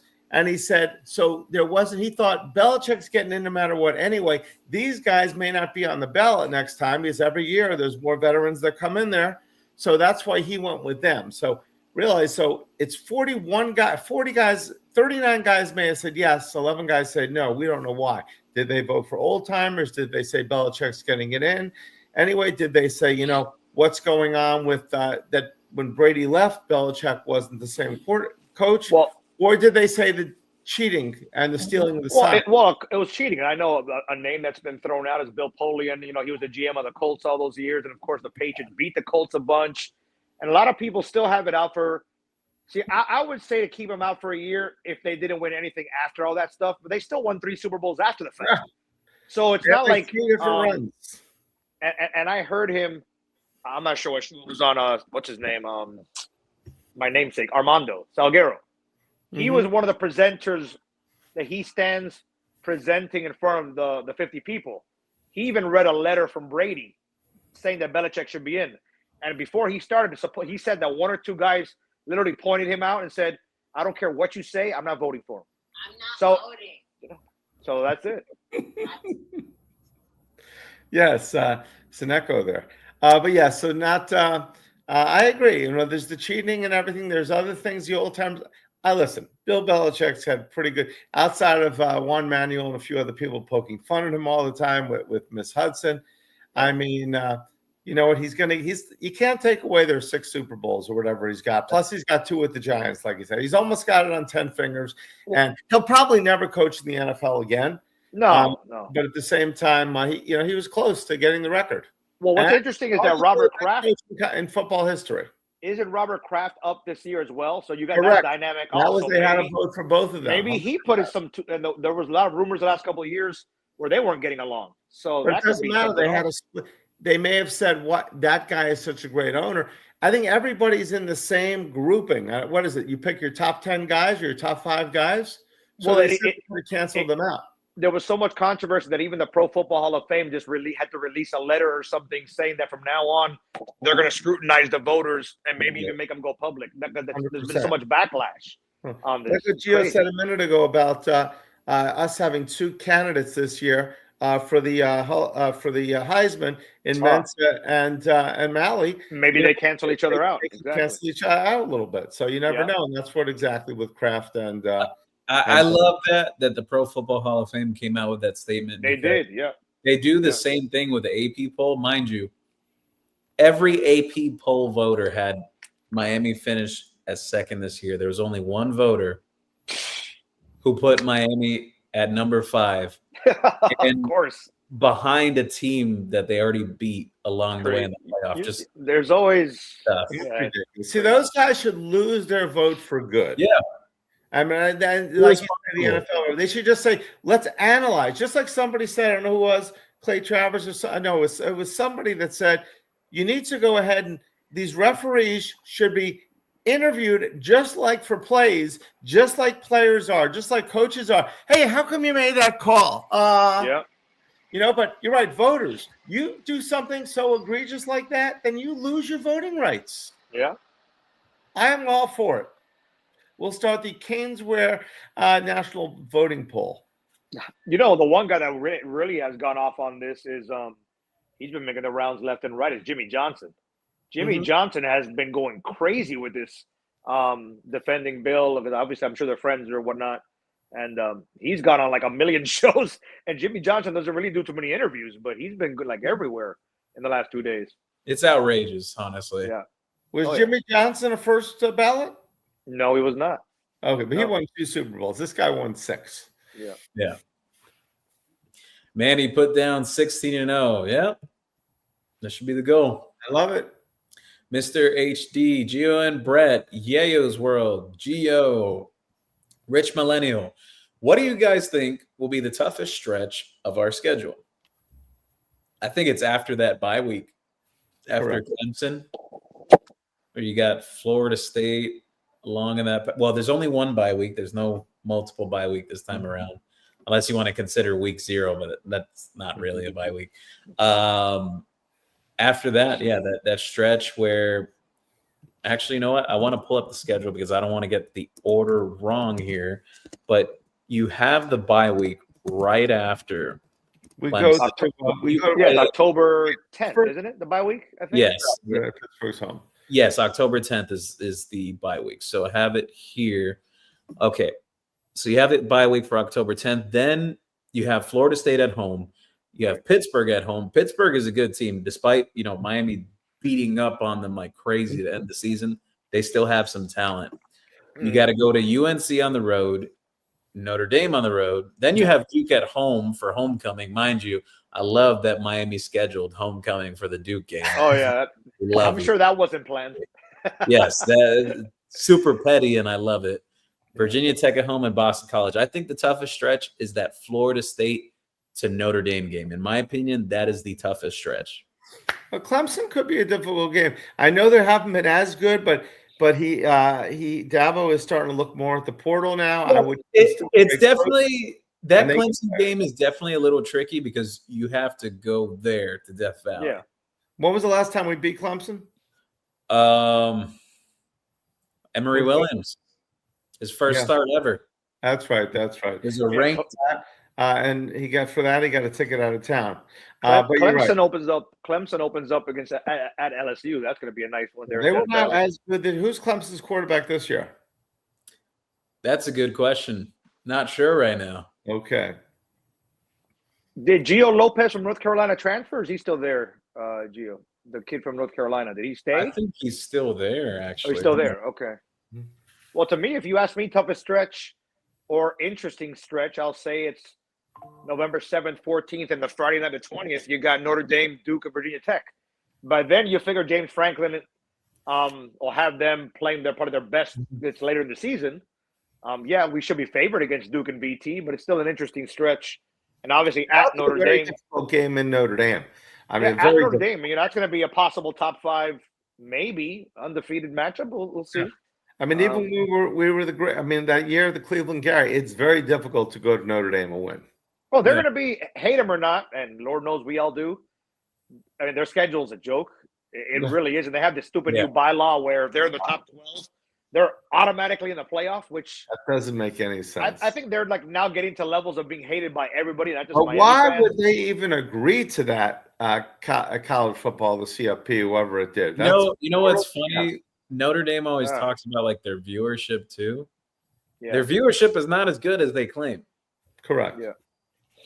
No, and after this stunt, look at their championship game against Ohio State, and that game did not rank anywhere near the game this year. No, I mean it's only one person's opinion, but I remember I was in the lobby there at the Cotton Bowl. There was an Ohio State guy next to me at breakfast. He's like, I don't even know how Notre Dame came up in the conversation. He's like, "F them!" Like they, even and Ohio State people like the hell with Notre Dame. I was talking to a guy in Utah today, a vendor, and he said, "I just want to tell you guys, I'm a huge Brigham Young fan." He says, "But I am." He said, "I was so happy that Notre Dame didn't get in, and you guys got it." Yeah.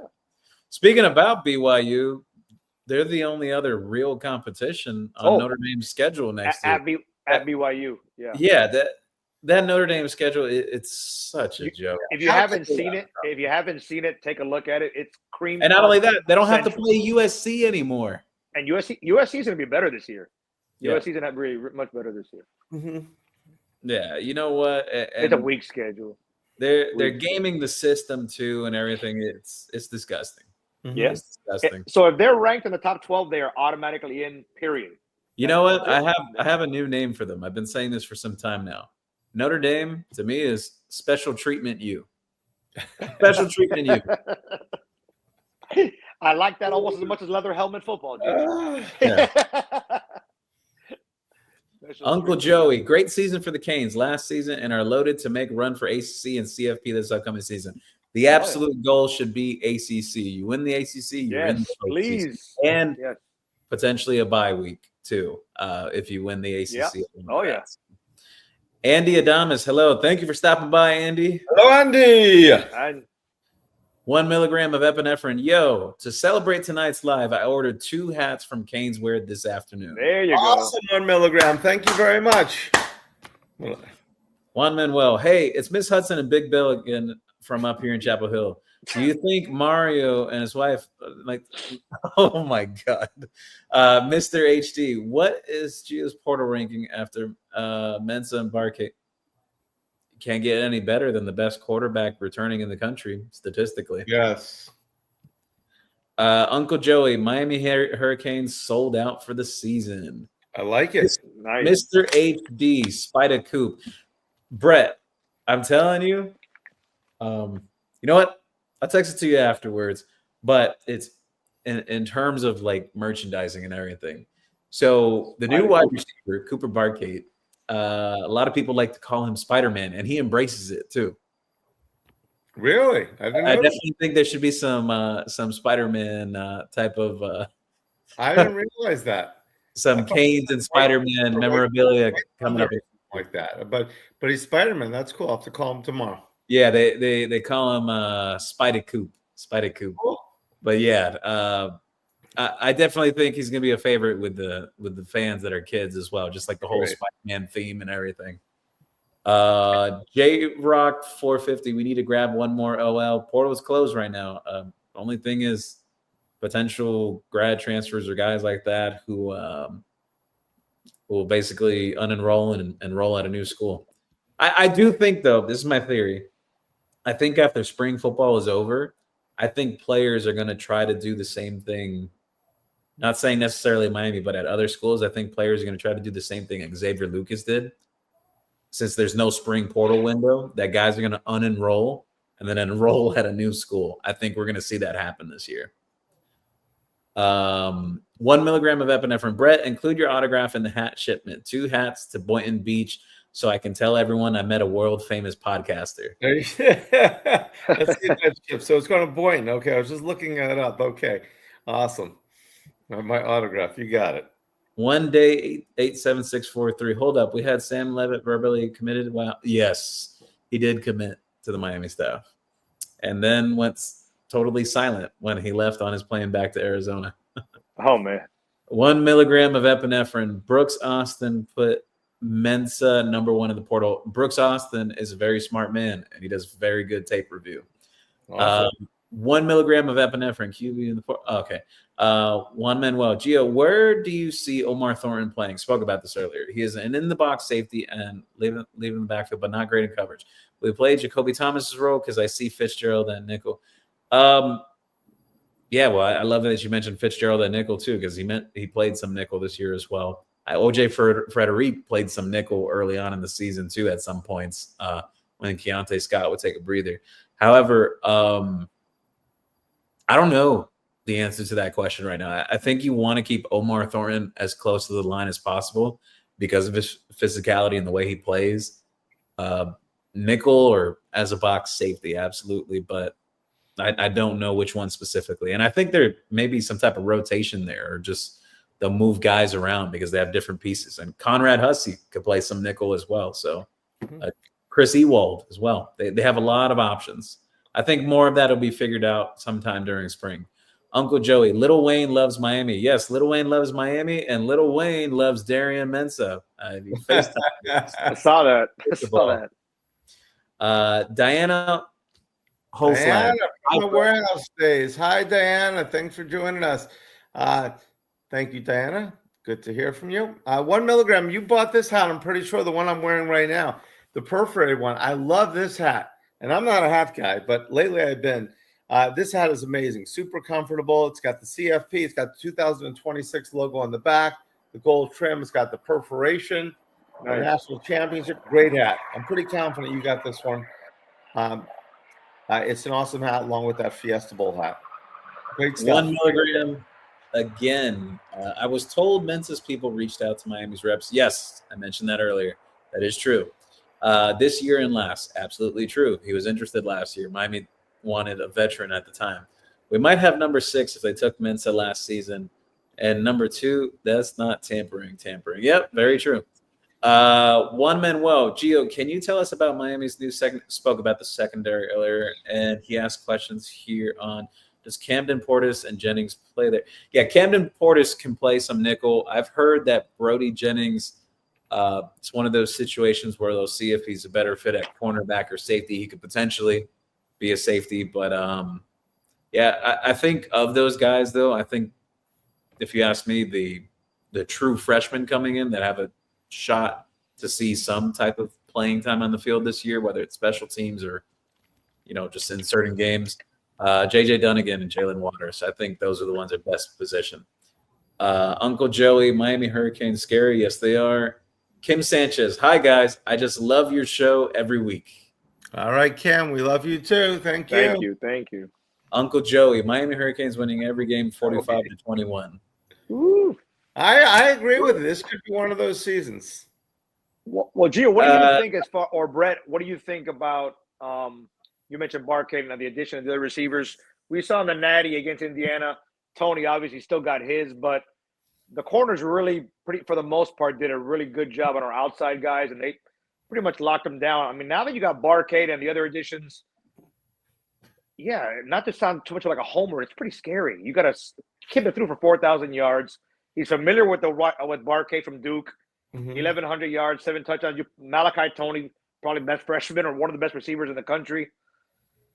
Man, all the running backs. I mean, talk about culture in other sports. All the running backs are coming back. I didn't think Brown and/or Lyle. You figure one, if not both, might be gone. They're all coming back. And the offensive line it's a pretty scary. If we even get a little bit more from the tight end position, which we know was a big discussion point on this show all season, I think Tony could be even scarier because you can't. It's kind of like talking about pro football with Belichick. You got Devontae Adams and Puka. Who do you focus on? It's a lot going around there next season. It's crazy. Whoever's open.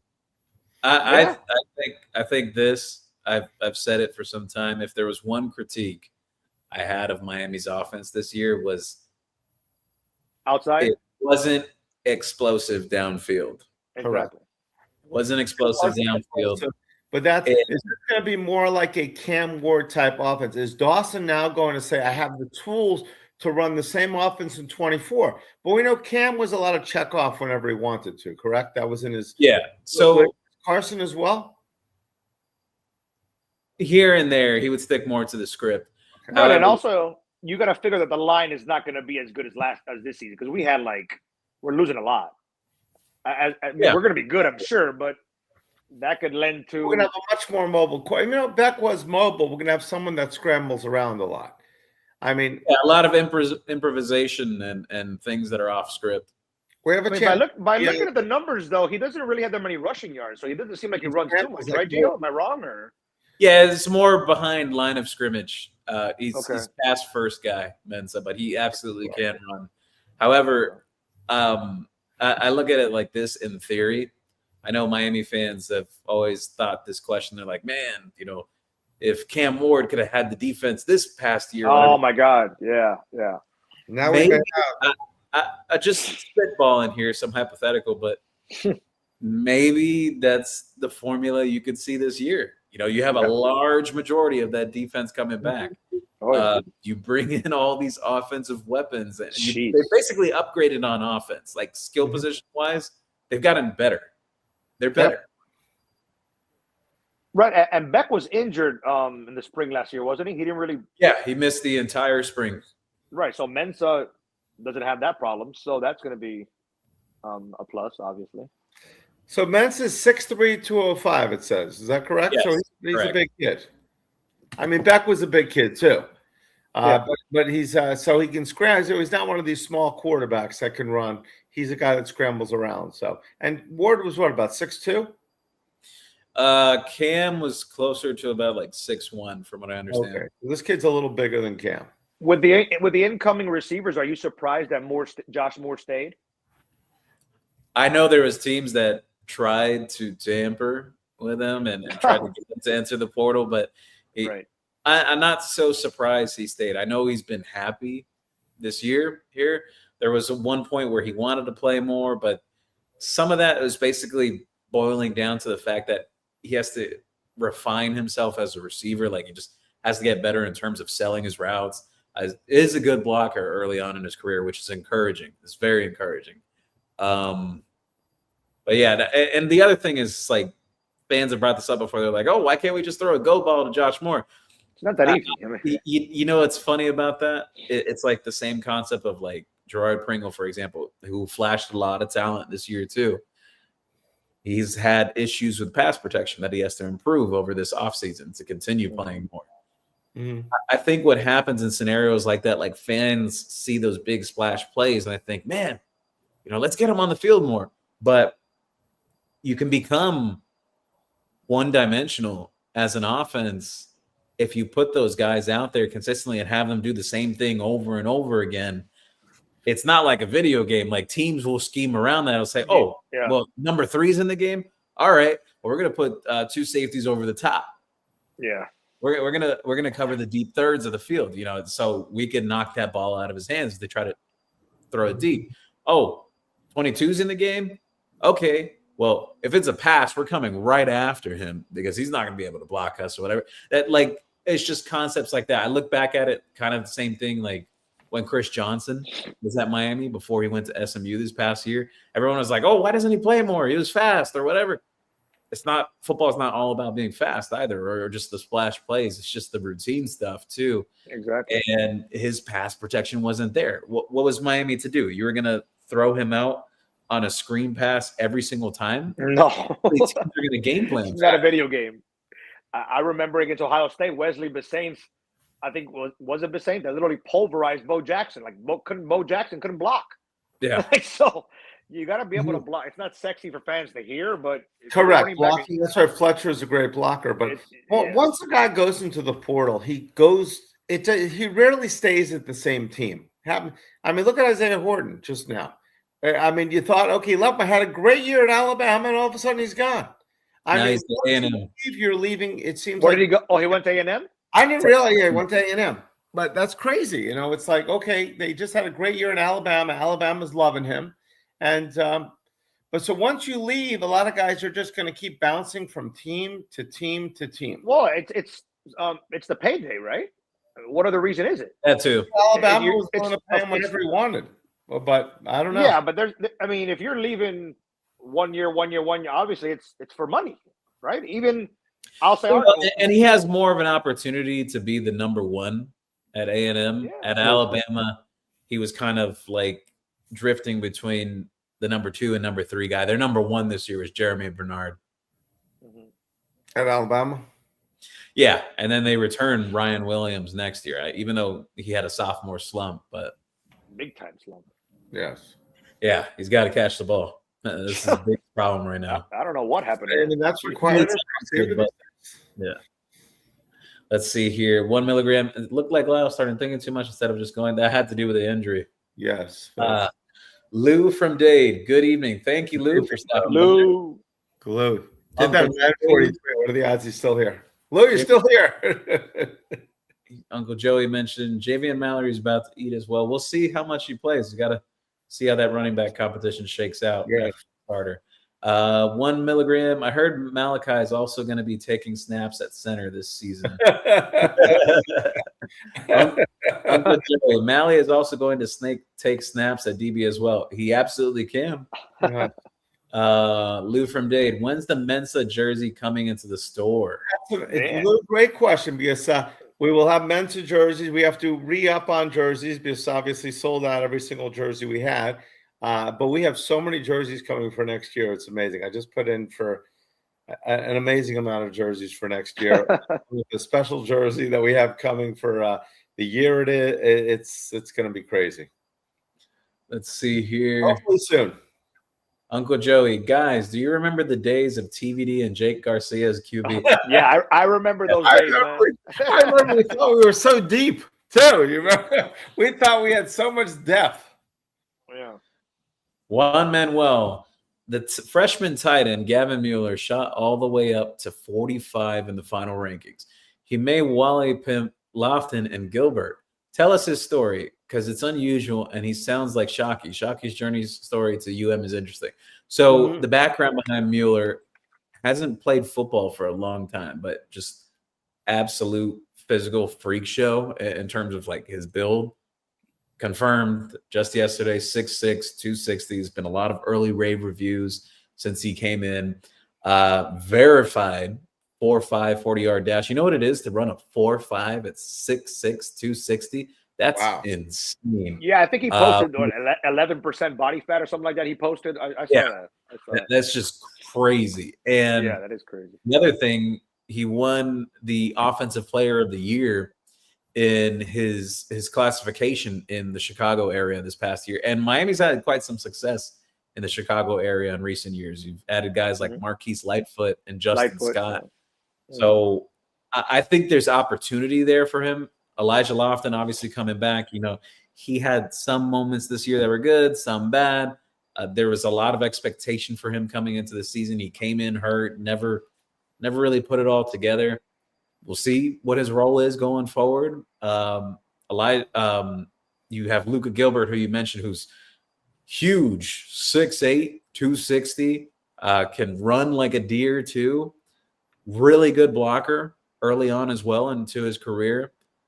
There's some anticipation there that there's ability there to be a pass catcher as well. So I think that tight end competition is going to be really interesting in the spring. Absolutely. And I think if they can't find a viable guy, like a guy that could be consistent that you could throw to game per game, I'd be surprised at this point, honestly. And then they're changing the tight end coach too. I think that's a sign in itself as well. Yeah. Great. New King God. Gio, I know you're high on the team, but be honest, which part about this team gives you worry? There are no perfect teams. The worry to me is figuring out linebacker. That's my worry. I think the offensive line is going to be fine. I think they're going to figure it out at tight end. The linebacker thing is what gives me worry. That's the one part where I want to see Miami improve year over year at a specific position under Corey Heatherman. I know this year was his first year. You know, he's starting to bring in his own guys. I want to see how it improves year over year because Miami was known to be a linebacker factory.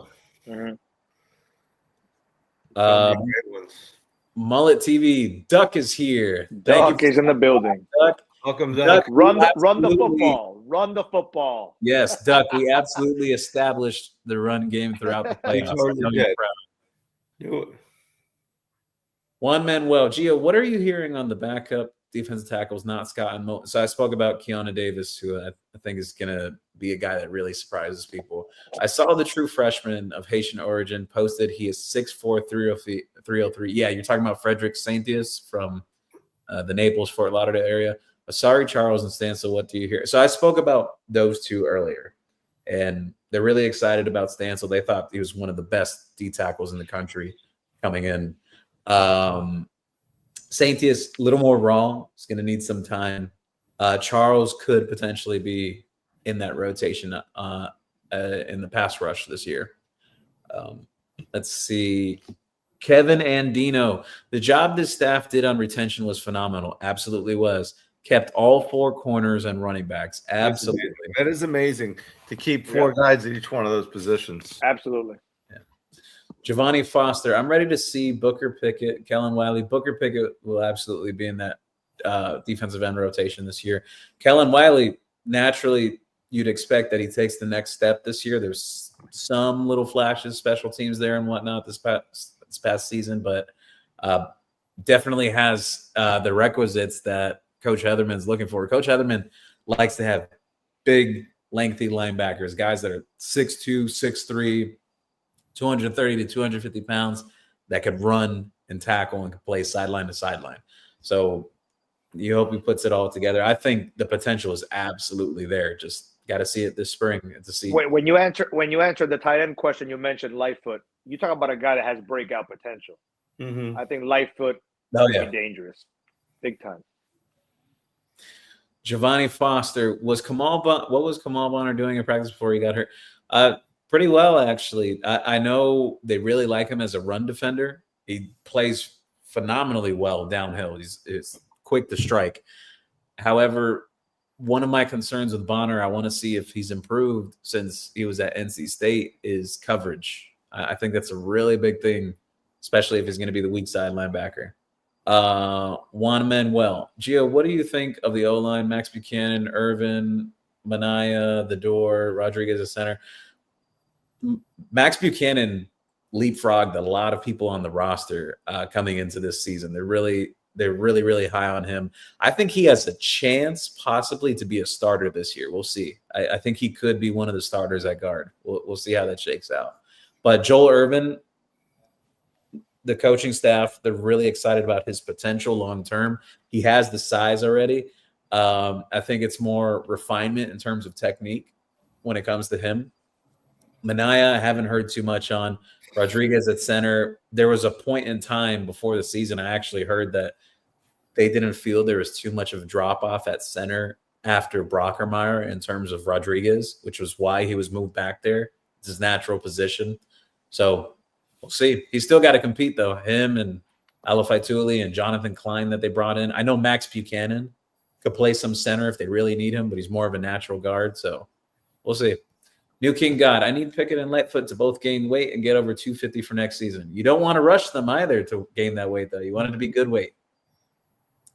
Anthony Monsanto, Gio, according to what you're hearing, who are the 2 quarterbacks Miami's targeting in 2027 that they're recruiting very hard? Trent Seaborn, the quarterback from the state of Alabama, is the very obvious one. The interesting situation there is because Alabama's going after another quarterback and Elijah Haven. Sometimes some quarterbacks feel uneasy about being in a 2 QB situation, so we'll see. They're evaluating several other quarterbacks. I know they really like what they saw from Davin Davidson, the 6'6" quarterback from Mooney High School here in the state of Florida. They think there's a lot of potential there. They want him. They want to see him more during the spring evaluation period, which will be coming up next month when these guys start practicing at their high schools and everything. There's several other quarterbacks, but the name to know right now is Trent Seaborn. He's absolutely the guy they want. But again, committed to Alabama right now. They're going after another quarterback to add with him. We'll see how that all plays out. It's still a little premature. They're still trying to form the board a little too. Gio, when we bring in a quarterback, local right now, we're going to have obviously a couple of young guys. They won't play much if Vince is healthy the whole year. How much reps are they getting in practice? Are they with the scout team, or are they getting the reps? Yeah, so they're actively participating with the team. Guys like Luke Nickel and Judd Anderson this past year, they got a lot of scout team work. So spring will be interesting because obviously there's no scout team really during spring. You're not going up against opponents. So these are very key reps. I think they'll be split very evenly between Nickel, Coleman, and Anderson. They'll give each guy a fair chance at potentially being QB2. We'll see how that shakes out. I know Nickel's a gunslinger type from what I've seen up close at Green Tree. I think he just needs to cut back on his turnovers quite a bit.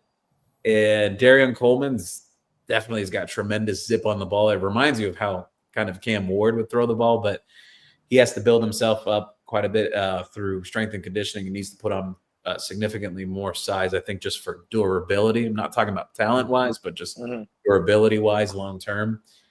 And then Judd Anderson, still very raw. Great athlete. I think he could make a tremendous tight end if quarterback never works out for him. I think he could be a really good tight end. But really, I think those reps will be very evenly split, and I think everyone will get a good general idea of kind of what the pecking order is with the spring game, and then the real spring game, which is the scrimmage the week before, what they don't want to show the fans. Beck didn't play in that. Ward didn't play in that either, correct? He came late? No, Ward did play in the spring. That, okay. Yeah. So Mensa should be ready to play in this. Yes, he should be fine. Let's see. Gio and Brett, what are you guys' predictions on the stats of all 4 receivers that we have in our receiver core this year coming up? And how productive do you think both Gavin Mueller and Luke and Gilbert are going to be? I still think it's too early to predict any stats or anything. I kind of just want to see what the competition is shaping up like during spring. Kind of the idea of like who's going to play, who's going to be more rotation. I think especially because there's no spring transfer portal this year, you're going to have a better idea about this team in spring this year compared to waiting till fall. I love that there's only one portal. That is so much a positive for these teams and the fans. New King God, I feel for these ACC teams this year after last year, and not almost making it. Mario knows we need to dominate every team and make a statement for the playoff committee. And there's no Louisville. You're very right in everything you're saying, New King. Yeah, the SMU Absolutely loss was correct. the best thing that happened to this program. I'm telling you. Great point. 100%. Yes. Thank you, SMU. 1 milligram. Our schedule with 4 non-Saturday games is even more proof that the ACC is a garbage conference run by worse than garbage people. That said, does the additional $30 million received for this run make the ACC financially preferable to moving to another conference? At least for the moment being, absolutely. To make $30 million extras is a lot of money for the football program. I will say, I know it's tough to put the schedule together because certain other matchups are already involved, but it is kind of weird to have your marquee team in the conference after that run at Stanford on a Friday to start the season. It's probably going to be a TV game. It's probably going to be a 10:30 Stanford West Coast. Like, what are we not? Miami Stanford on a Friday? That's your opener. So here's what I know. What was being considered before I had mentioned it. It is 10:30. I had mentioned it before it went like official that the game was going to end up being Stanford away game night Friday. Right. However, what I was hearing beforehand, like the week before, speaking of people like from UM that handle a lot of the internal things, there was options there that were being considered by the ACC. It was between to play Florida State at home, which would have been that Labor Day Monday. Then you had the Stanford game away as Friday night, which ended up being the one chosen. And then you had the other one, which would have potentially been playing UNC on the road to open the season as well. I get it. UNC and Stanford, not really sexy opening games, especially on the road and everything. I understand maybe how fans would see it too. They're like, man, it'd be nice to have Florida State, Miami on Labor Day again. I think the pushback there was in terms of TV numbers because there are some marquee week one matchups, just nationally, that I think there was some pushback there. And not even I think, I was kind of told some of that too, but there was a little pushback on potentially doing a Miami FSU Labor Day. Even though I think it would have done well because look what happened with Florida State, Alabama to open the season. Like no one was expecting that. You never know. Just off that concept that people who watch college football, they'll think, hey, maybe Florida State could surprise week one again. I said that to you, but to Mondo's point about them putting us on 3 Fridays, 1 Thursday, I agree. But I've seen so many times Virginia Tech seems to always play Thursday, Friday. University of South Florida is playing Tuesdays. I know those aren't the marquee names Miami is right now, especially. But are we getting are we going to be the game on TV, national TV, when we're playing Stanford that no one else is going to be pretty much on? Well, the problem is that it's a California game, so it's probably going to be a 10 at night. Correct. They're not going to put the game at 7. Is going to see us. And we do, they sometimes help with recruiting. People see Miami, they don't even know about Miami. And also, instead of being on the ACC network somewhere hidden, WBFS or something, are we going to be now on a bigger stage is the question. And very strange, the following game is a Thursday. That's crazy. Against Florida A&M. Florida A&M is playing on Sunday. Then they're playing 4 days later. Like, who scheduled that on their side? That's crazy. Yeah. Are they playing that Sunday? They're playing Sunday and then Thursday against us. Yes. That's a quick turnaround. Who's playing Sundays in college football? I'll tell you what, though. Because when I looked at the schedule, honestly, I get it why fans are up in arms about, all the Friday games and the Thursday game and whatnot. I know Mario hates it. I'll tell you that much. 3 of those 4, they're knocked out within the first month of the season in September. I'll take it. The only one you'll have remaining is that Virginia Tech game later in the year. I'll take it. Yeah, that'll be interesting. You know, a game that'll probably go under the radar, which nobody will talk about, but we will be favored. We will win. Wake Forest had a lot of very close games this year. They should have beaten SMU. They should have beaten Georgia Tech. They're not that bad.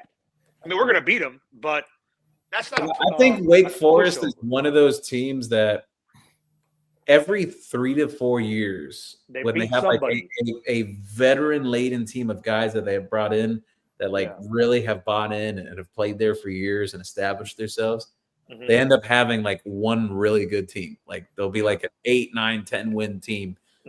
Maybe this is a year they could be that. Do they have a QB coming back? I'm not sure. actually. The running Yeah, back was tremendous, though. I really like the running back. and their defense wasn't bad. They had a lot of close losses. They should have beat Georgia Tech and SMU. They really should have. Let's see. PG3, 3LM. When is the white jersey coming back in stock? The white jersey will be back in stock. It's just the plain number 1 jersey. Probably won't be back in stock or any of the jerseys. Probably my guess is until July, which is right around the corner, as we mentioned. Yeah. Well, January's almost over. Tomorrow's what, Saturday? I know. Like it's crazy. It's fast. It's quick. It's love it when you Day 12. Let's go CanesWear. Anthony All right, we like that. Gio, do you have any updates on who Mario is going to hire to replace Cody? Hey. I have absolutely no idea right now. Being very honest and frank, I have not been told a single word about. Hey, Brett, if Gio has absolutely no idea, Lord knows me and you got no damn idea. Yeah, me and Mondo are not even going to take that one, Anthony. New King God, who's the biggest threat you see on the schedule outside of ND? For me, it's Virginia Tech and North Carolina, just because where they pop up during the season. I'm going to go outside the box.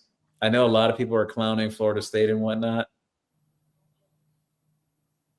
I'm going to say don't sleep on them. And what I mean by don't sleep on them is that I think it's going to be a tougher game, as always, than people are anticipating, just because of the rivalry and getting up for that type of game and everything. I do think they're going to play Miami tough for X amount of time in that game. That don't sleep on them, that it's going to be a for sure cakewalk. I don't think so.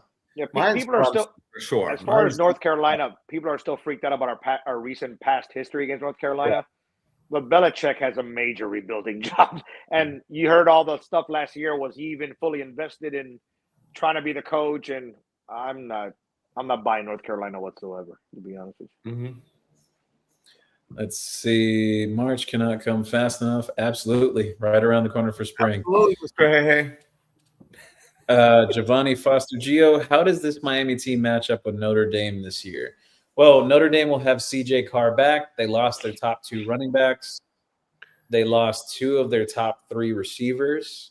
They do get Jaden Greathouse back.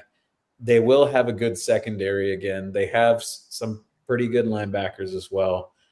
I'm not a big fan of Notre Dame's defensive line, though. I know they hype it up or whatever, that they got guys. I don't think they really have guys on that defensive line. That's just my opinion.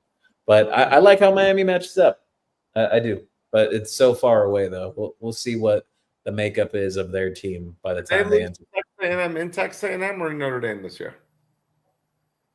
What's that? Did they lose Notre Dame at Texas A&M this year? Or was it at home? At home. They lost by like 1 point, I think, at home. Yeah, okay. But like Gio said, they play at BYU this year. Mm-hmm. New King God, the best part about getting Mensa is seeing all the tweets and treats on 24/7 from rivals saying Miami is ruining college football. You know, it's funny that bring up, just people, the rival fans or college football fans, they bring up Miami this, Miami that, but there's other schools doing the same thing. Yeah, nobody cares about those other teams. Nobody cares about them. Yeah, I actually want to read it. I don't know if I didn't catch his name. A VT player.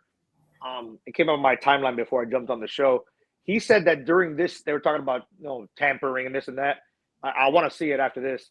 He said that during the season there were members of other schools going to his games, and I want to see it because that shows you to the levels of, if you want a kid, you're going to do whatever you got to do apparently to get him. So, what about what Dabo was screaming about in Mississippi? Well, that's a whole crazy scenario in itself. It's crazy.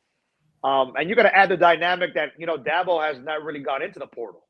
Correct. Well, it's crazy. The one time that he does, now this should happen. It's pretty crazy. Yeah, that's why he doesn't want to deal with it, I guess. 1 milligram. In the 80s, Miami danced too much. In the 90s, talked a bit too much. And now it is that Miami throws money around too much. They claim to hate us for different things over the years. Really, it's just jealousy. It's always something. Great point. That is a great point. Vegas came. Notre Dame added a lot of solid players, and without Mensa, I didn't feel that great about beating them, especially on the road. But now I feel much more confident about beating them. I agree. They had some. Absolutely.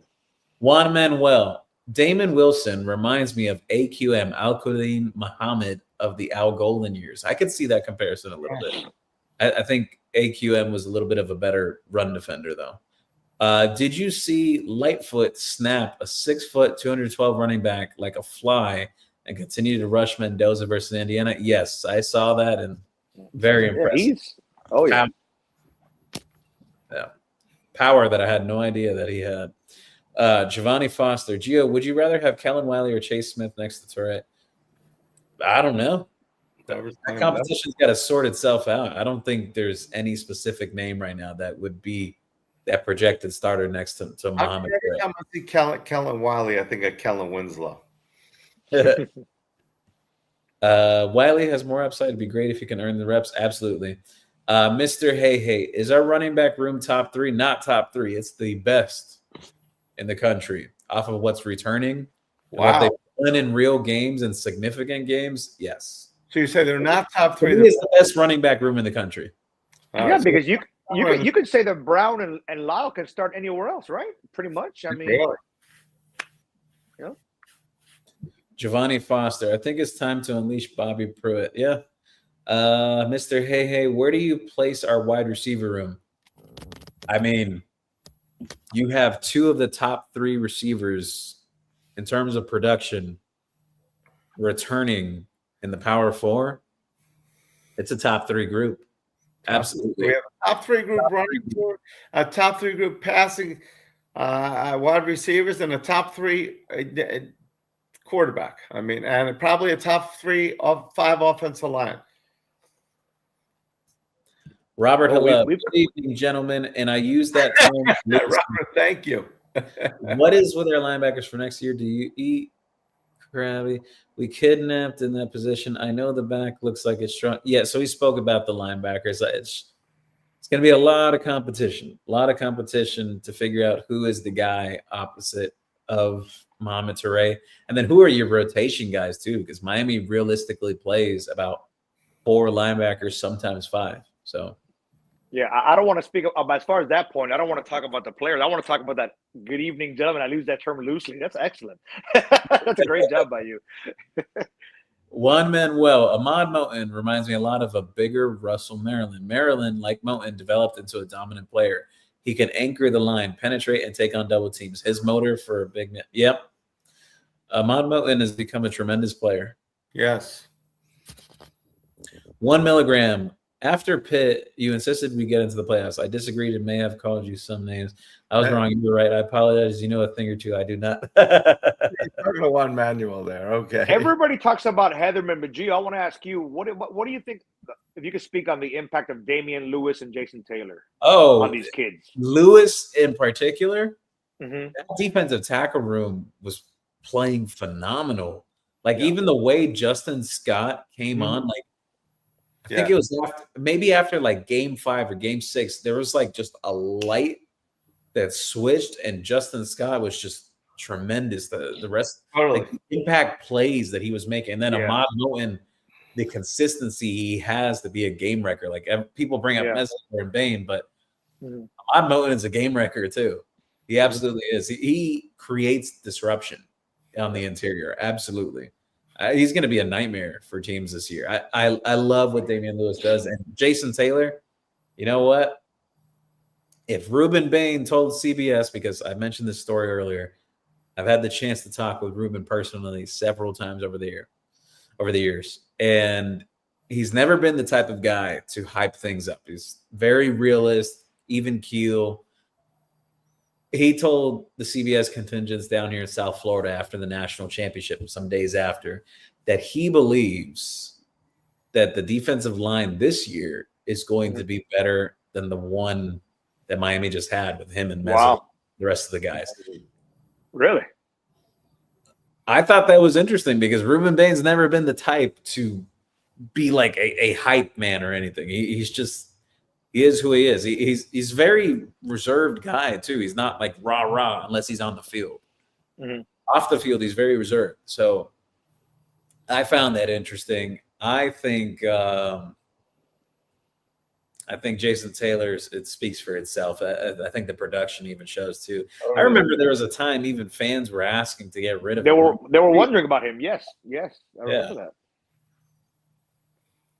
that. Let's see. Carl MIA. Gio, our coaches aren't leaving, right? The rumors are scaring me. As long as Jason stays, I'll feel better, but I don't want to lose most of them. Just steal Georgia's tight end coach and we should be good. I would absolutely love if Todd Hartley came back to Miami. You're talking about an absolute monster on the recruiting trail and a developer of talent. He can develop guys. He's shown it consistently. If he were to be the guy, I would absolutely love it. But in terms of other guys leaving, I haven't heard anything else recently. Vegas Kane, you mean steal the coach they stole from us? Very true. Mm-hmm. Hartley was here first before Georgia. 1 milligram of epinephrine. You guys talking about Todd Hartley? Why do we want him? We don't need anybody to drop bags anymore. Juan Manuel. Hey, is Cole McConaughey and Pickett still on the team? Yes, they are. People keep talking J.J. Edwards, but the other freshman linebacker from Louisville seems promising. You talking about Carson Bush? Yeah, he's not here until fall, though. Tech Star, looking forward to seeing Kellen Wiley next year. He looks like a round 1 draft prospect physically. Physically, yeah, he looks like a Greek god. I hope it all comes together with another year of development. Hey, how are you? I don't remember you ever being just fit. Are you? Let's see. KCG 305. Gio, how about Ryan Mack? Is he healthy now, and what should we expect from him?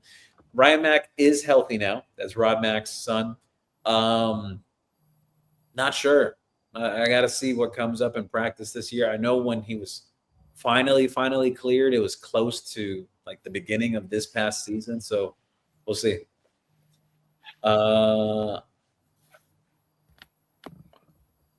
Okay. 1 milligram. A gap 100 times a game might hit different when the offense can't pitch the linebacker and sit all game with 9 in the box. Very true. Yes. Very, very true. I expect lighter boxes for Miami this year because of the respect defenses will have to put on Miami over the top of the defense. Absolutely. Goes hand in hand. Juan Manuel, that's all good. Vegas Kane. Will Mensa have to wear a different number? I think Tony should keep 10. Plus, I know there's people who got his jersey. Yeah, so Darian Mensah wore number 3 in high school, wore number 10 when he got to Tulane, and then wore 10 again at Duke this past year. Malachi Tony wore number 1 in high school later on in his career. He originally wore 10. I can't confirm yet or anything if there's going to be a jersey swap there or anything of the sort. If Malachi Tony were to change his number, the very likely number probably would be number 1. He's worn it before. Would it make sense? Yeah, but we'll see. Not sure. And I don't think Josh Moore is going to change out of number 3 to another number for Mensa. I think if there's a number that Mensa gets, 10, maybe 11, I don't know, or no, not even. What if Mensa gets 1 and Tony gets 10? Keeps 10. Who knows? I think the likelihood is that, yeah, Tony probably goes to 1 and Mensa wears 10. Just my educated opinion. I heard 8,000 number 1s today, so let's hope so. Yeah. 1 milligram. I'm also looking forward to the defensive line. We got a lot of young talent. Yep. Let's see. B-Rabbit. I'm in Jacksonville. It'll be 23 degrees Saturday. Wow. Jeez. Yeah, Christ. B-Rabbit. It's gonna be cold as heck up there. B-Rabbit. It's going to be a then he mentioned the wind chill. He said wind chill will be 8 degrees. Wow. What's the snow? I think Tampa's going to be on when it comes Saturday. Yeah, Tampa's going to be freezing. Yeah. Oh, yeah. We're going to get 29 to 30, the coldest it's been since 1989. Yeah, Sunday morning, they said it feels like temperature will be like 27, 28 degrees around there. Giovanni Foster. Hey, Gio, who is a better wide receiver duo? The Texas group, which is Ryan Wingo and Cam Coleman, or Malachi Tony and Cooper Barkey? So I think Ryan Wingo has shown a lot of flashes in his college career, but he hasn't entirely lived up to his hype yet, like guys like Jeremiah Smith and Malachi Tony have to this point. Whether that's quarterback situation or whatever the scenario is, but Ryan Wingo, very talented, just hasn't had the production like those guys. Cam Coleman, I think is a phenomenal talent. I do think there's some little drop issues here and there with him. He makes the crazy catches, and then the routine ones, you're just like, what the hell? Like, how did he drop that? I'm taking Miami's group, and I'm not just saying that because I like Miami. I'm just saying it. The statistics back it up too. Mm-hmm. Number 2 and number 3 in the country in the Power 4 returning for next season in terms of production. Everyone in the country. That's Malachi Toney, Cooper Barkate. They were number 1 and number 2 in the ACC as well. And mind you, that gap between 1 and 2 is not very far. Malachi Toney and Jeremiah Smith's numbers were very similar, actually. 1 milligram. Damn, there's a ton of talent in that wide receiver room. Who's going to be number 1 X? Very true. Juan Manuel says he hopes Mensa gives Miami 2 years. I think everyone would love that, but hard to see if he has a really big year. I hope he has a fantastic year and his number 1 draft pick in the draft, and we win the championship. I'm calling it right now. 5 rings. I think after all is said and done, Jamal Merriweather will be the steal of the portal. Kid just needs to be coached up. He's talking about the 6'7" offensive lineman Miami grabbed from Georgia. Oh, okay. Georgia. In Georgia. Yeah. He could play left guard, he could play right guard, and he could play right tackle. He's definitely going to be in the conversation to potentially start this year. We'll see what happens with the competition. He's going to be, what year is he in right now? 3rd year? He has 2 more years available. So a lot of these guys in their junior years, when they really start to, take that big step. Yeah, so, I've always liked to go by the rule of thumb that you can truly get an idea of what you have in a player entirely by their 3rd year. I mean, unless you're a Malachi Toney or Jeremiah Smith, that you're ready out the gate. But not everyone. The skilled position players a lot of times than the guys up front. Especially when they're young, 18, 19, they're going against guys that have been set. You can just see the growth of Ruben Bain. He looked like, not that he ever looked young, but he looked like a much younger version. Yes. Now he looks like, I want to say yes, sir, to him. He's like my age. Yeah. Speaking about that, like Malachi Toney himself, like you look at him when he took off the helmet this year. There's obviously looks like a kid so young. Mm-hmm. Probably going to look like a grown man by the time he's done here in Miami. Like he was 17, turned 18 in the middle of the season and everything. Absolutely. It's incredible what Malachi did this year, though, just considering the age and everything. It's at that age, that's crazy. Insanity. He's got to keep on working. Look at Riley Williams. Everybody thought this kid is unbelievable. Jeremiah Smith came back and did it better this year than he did last, which is rare. So the pressure is on Malachi. And we know that he works so hard from everything we hear. So I believe if anybody can do it, it's him. 1 milligram. Is Josh Moore a possible number 1 X receiver? Yeah, he'll be competing there.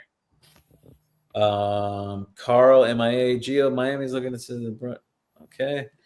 1 milligram of epinephrine. If Mensa gives us 1, it means things went really well, though. Absolutely. I was going to say that, because if somebody else said it, let's get 2 years. Now, that probably means that we didn't win it this year. Because if you do, then more likely than not, he's done.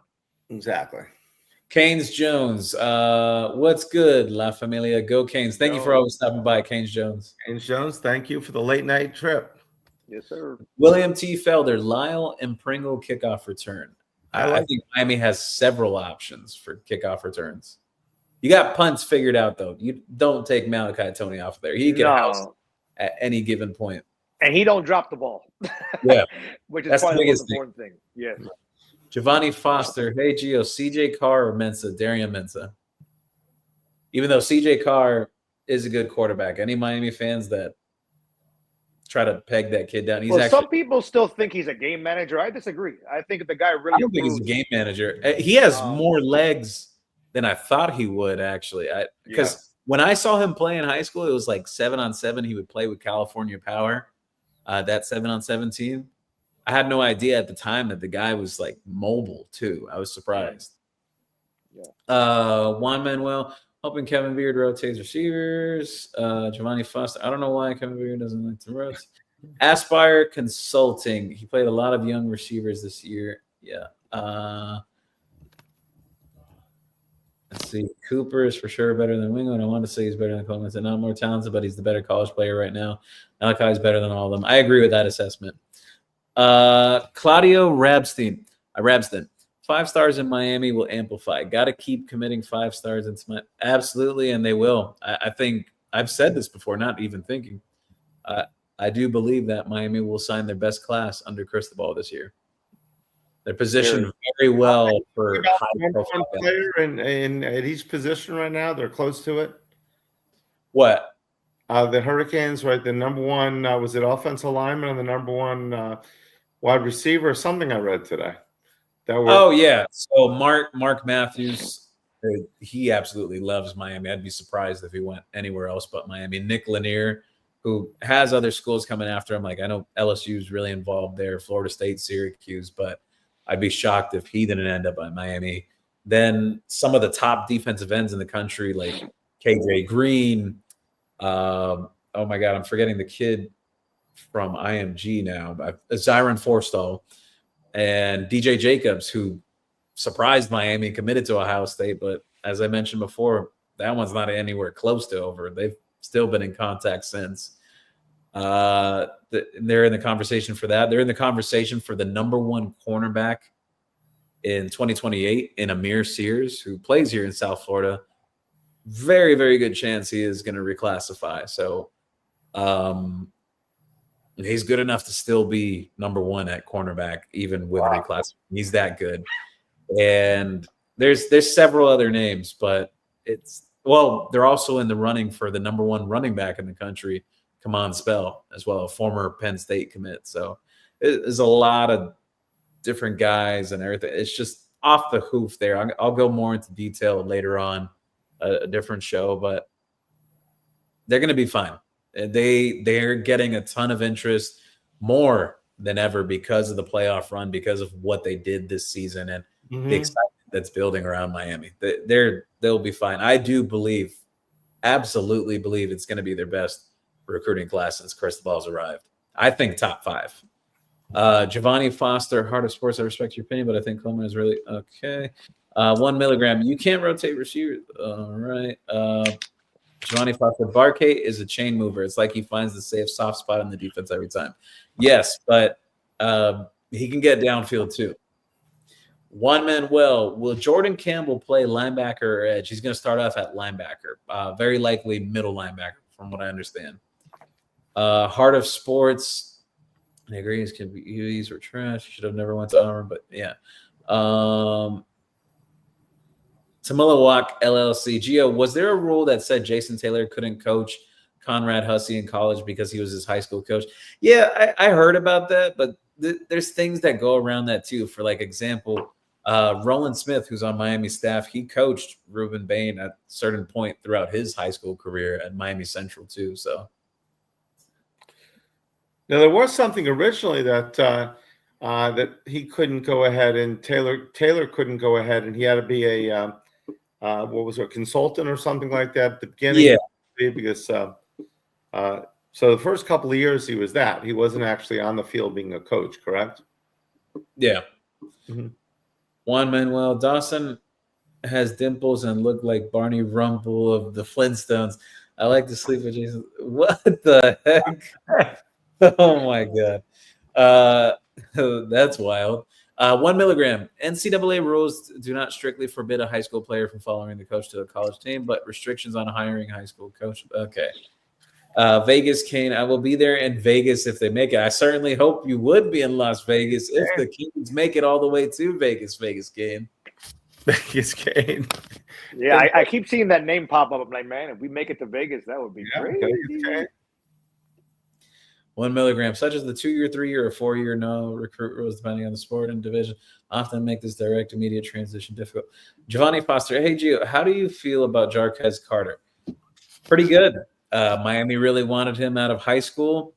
He was their top defensive tackle target for the high school recruiting class the previous cycle, not this one that just passed. I guess it all worked out, Dante Simpson decided to leave the program for monetary reasons. He thought he wanted more or whatnot. And Miami got their guy they initially wanted, their top overall guy the previous year. So it worked out for Miami. Vegas Kane. The Canes could end the 2026 season in Las Vegas and start the 2027 season. Ooh, Very true. They got the game against with Utah. that would be the Vegas Quinella or Exacta. However, Yep. you're scoring at home. Oh yeah. Giovanni Foster. Hey, Gio, what if Miami played LSU in the first round of the playoffs? I think that would be interesting to play against Lane Kiffin, especially with some of the heavyweight bouts that Mario Cristobal and Lane Kiffin have went up through. Considering This everybody offseason. was comparing so many people just a few weeks ago or a few months ago with the SMU, we should have got Lane. We should have got Lane. Lane is still in LSU, even if we would have hired him, I think. Yeah. And what I mean by the heavyweight bouts, too, just Miami and LSU battling for Jordan Seaton. They also battled with LSU for Damon Wilson. The Sam Levitt thing, like one or two other guys, too, that LSU was interested in. Mm-hmm. But,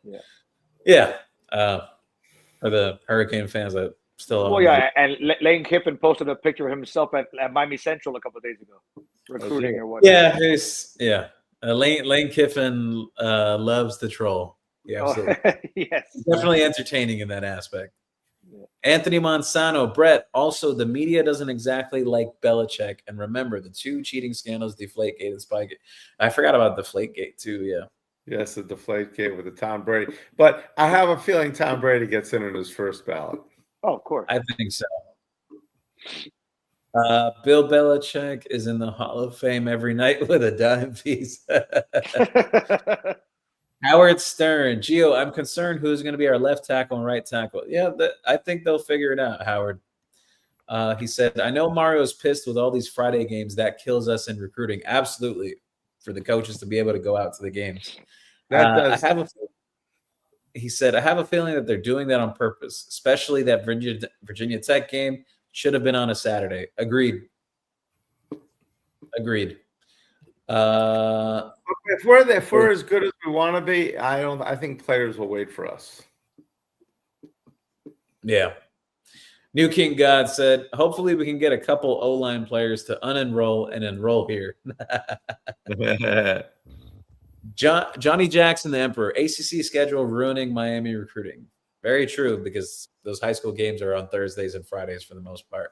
Tamola Walk, 5 stars on the starting defensive line. Yep, we mentioned that earlier. Embarrassment of riches. Is Miami having a junior day? I haven't inquired or asked about it to this point, but because, they were still dealing with the transfer portal stuff. They were coming off the playoff run and everything. I know Florida's all giddy and excited because they had a junior day recently, but Miami will have a form of something soon. I just got to check the recruiting calendars, though. I don't know if there's going to be another dead period before spring practice. I got to check. The Cooler Mel B. Oh, thank you. Hoodie Girl stopping by. Crazy to think that offensive line could be the weakest position group. I don't think it's going to be the weakest. I don't think it will be. Hoodie Girl, welcome. Johnny Jackson, the Emperor. Vance Spafford on kick return, Pringle on punt return. Don't take Malachi Tony off punt return. Yeah, absolutely not. 5 rings. Never was a fan of Sam Levitt, so glad he decided not to come. I think he's I thought his completion percentage is so low. I just didn't think he was the guy. I'm glad we got what we got.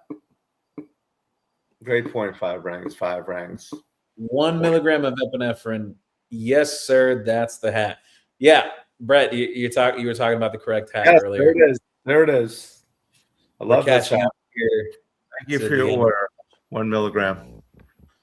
Yanira Ramirez, the game plan is easy. Run up the scoreboard and let our developmental players get more game time. Retention is key. Very true. Tamila Walk, listen, Ahmad Moten is Damian Lewis. If you didn't get to see Damian Lewis play, I highly recommend you Google him. Straight dog trenches. Damian Lewis. Yeah, no. Damian Lewis doesn't get mentioned like the Russell Maryland. Correct. And those, but let me tell you, Damian Lewis, I don't have to Google. I saw plenty of Damian Lewis games. He was a bad mofo. He could play. Like, he was serious. So that guy, he's right. Absolutely. And New King God, does CanesWear sell full-size canes? Yes, we do. No. I know we just ordered we got about 100 helmets during that helmet run. I don't know if there's still left. Let me see what's in stock here. I'll answer that in a second. But if not, we'll get some more in. We had the black helmet. We had the white helmet, I'm pretty sure. Let's see. We have the gray helmet right now in stock, which is very nice. The full size. We've got the, let's see, Hurricanes Grace, the silver gray one, which is really nice. We have a white one in stock. I'm sorry, that's a Dolphin helmet. Excuse me. We have a black one in stock right now, the full size replica. We have about 2 or 3 in stock right now. I think they're all online also, and also in the store in Davie at 2655 South University Drive. Let's see here. The cooler MLB. That's why Marty Brown gets carries. You were talking about running backs blocking. Yeah. Marty Brown is a good blocker as well. Chris Johnson left SMU too, and he still doesn't know how to cut. Yep.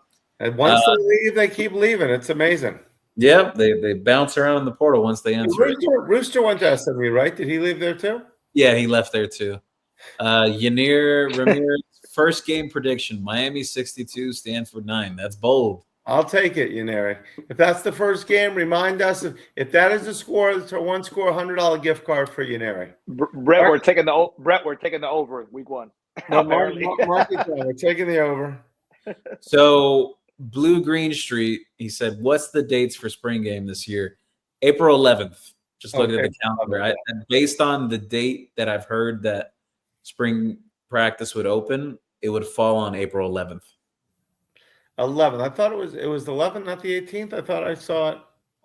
No, it would fall the 11th, from what I understand, because we're talking about the real one, or they put the schedule out the other day. Oh well, the real one would be the week before, which would be April 4th.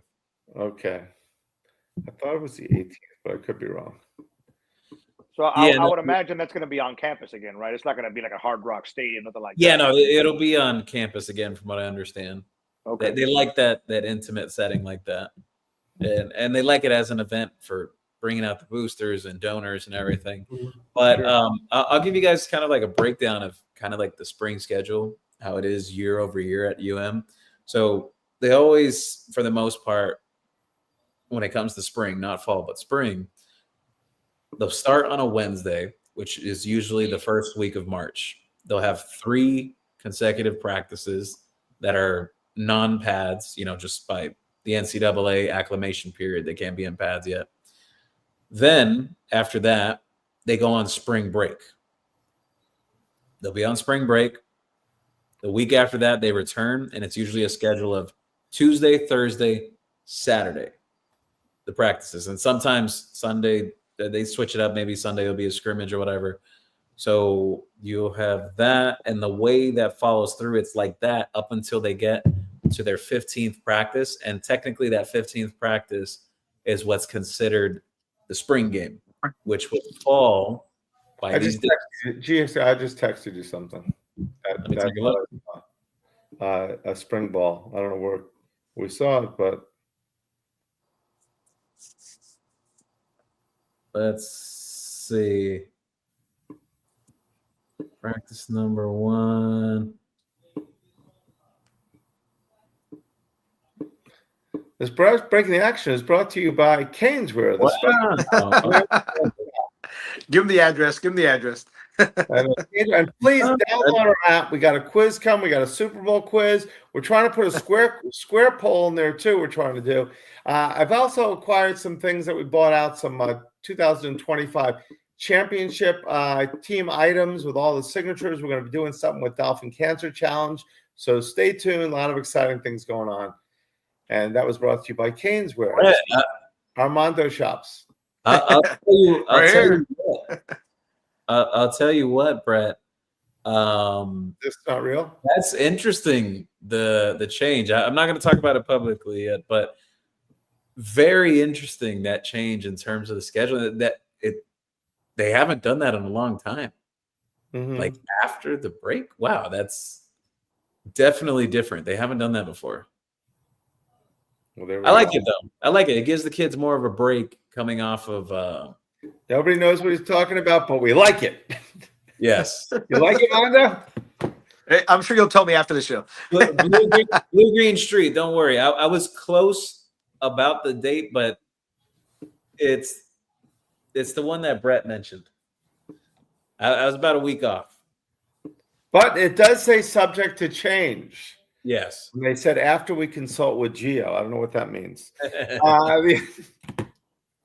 Blue Green Street. Great job, CanesWear, for the national championship game. It was a madhouse, and y'all kept the line moving.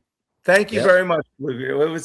It was you know, we did so much online. A few people are not happy that they got their, you know, it was delayed and everything. So our goal is always number one in customer service. That's what it's about. So we tried our best. Thank you so much, Blue Green Street. Thank you for that, for those kind words. Kerry Green, Neiman Lawrence, and Nick Lanier should stay home. I feel that will be a test for where we are as a program in years past. Those guys leave. I do think Miami has a great shot at landing both. Really? There has been some discussion in the past if Lawrence may reclassify down in 2027. I don't think he will, based off what I've heard recently, but we'll see. New King God, y'all think they're okay? Zach T6824. Miami buys a new QB every year. Sounds like a Hurricane fan. Yeah, I don't think he is. No, Miami doesn't just buy a new quarterback every year. They have a proof of concept in place. That's why quarterbacks come. That's what you build the trenches, and you build it, and they will come. Let's see, New King God. Wake Forest got the QB from North Carolina, Gio Lopez. Yeah, that's what I was asking earlier. Okay, so that's interesting. All right. I mean, everybody's getting the quarterback from somewhere. Ohio State won the national championship last year, with the quarterback from somewhere. Everyone's getting someone from somewhere. So he went to Wake Forest. So we played Wake Forest and UNC. So that's interesting right there. Vegas Kane. Why can't we get custom jerseys? Not everyone wants number one or a pre-assigned jersey. That has to do with, all right, so NIL and everything. Mm-hmm. Basically, what stops someone from getting a custom jersey and saying, oh, I want this last name put on it. And it's actually the number and the name of a player currently on the team. But this year we will have numerous numbers of players that can't say right now, but it's going to be the most exciting jersey grouping we have ever seen. And hey now. It'll be the most exciting jerseys you've ever seen. Stay tuned. I've heard some things. A special jersey, possibly. Zach T, how effing lame can you get? Buying a new QB the last 3 seasons is effing. Oh, Lord. Exactly. You know, I think this is a Seminole fan. Newsflash. The final 4 teams in the college football playoff, they all had transfer quarterbacks. Deal with it. It's funny, like if fans of other schools about the guy Indiana had. If these players be going to their school, they'd be the first one wearing the kid's jersey or hat or who knows what. So give me a break. Great point. Let's see. Canes Jones. New King must have some dirty knees. I don't see anyone else messages getting rid of Howard Stern. Mensa got a lot of baby fat. Need to get that kid in a little bit of better shape. We don't have the offensive line we had last year. Deontay Kincaid. How are we looking for Nick? I already mentioned that. Howard Stern. Can we put a Bella Danger at left tackle? Oh my God. She would swallow everyone. Jeez. Howard Stern. To me, Damian Lewis was the best defensive tackle I ever seen in Miami. I started watching after 95. Wow. Damian Lewis. We've had quite a few defensive tackles, but Damian Lewis was great. We've had so many with Cortez Kennedy, obviously Warren Sapp, Jerome Brown. Yeah, Jimmy Jones, Greg Mark. There's been so many. It's crazy. So many great. But yes, we've got between Damian Lewis and Jason Taylor, we have as good of players coaching as players that coaching these guys as anybody. Mm-hmm. First round pick he was too. Yeah. Howard Stern, Brett, when are we getting the Cheeseheads Miami Dolphins logo That's actually shirt? not a bad idea. He said basically he said, everybody asked me, do I want to do something with the coach? Because we did the Miami Mike shirts. We did. That's actually not a bad idea. I'm going to make that. I'm going to make that call to Smack and see what we can come up with. Great idea. he put here, we're basically the Green Bay. I love that idea. He mentioned we're basically the Green Bay Packers now. We are. We have the crowd, and especially if we get the Packer quarterback and Malik Willis. The Miami Bay Packers. The Miami Bay Packers. Oh my goodness. Matthew Carter. What about Coach Field coming back to coach tight ends again? Well, technically he wouldn't come back because he's still on the staff. He's with the recruiting staff. He is in an active role right now in terms of going out on the road and visiting these kids at the high schools. But we're talking about Coach Field, the strength conditioning coach? No. He was okay. Yeah. Let's see here. Howard Stern, Chase Smith, Matthew Carter. I know he's in it. Oh, okay. Yeah, so he knows. Lorraine. Hi, guys. I see we are winning the offseason again. Sad news about Lou Holtz. God bless him. Wait.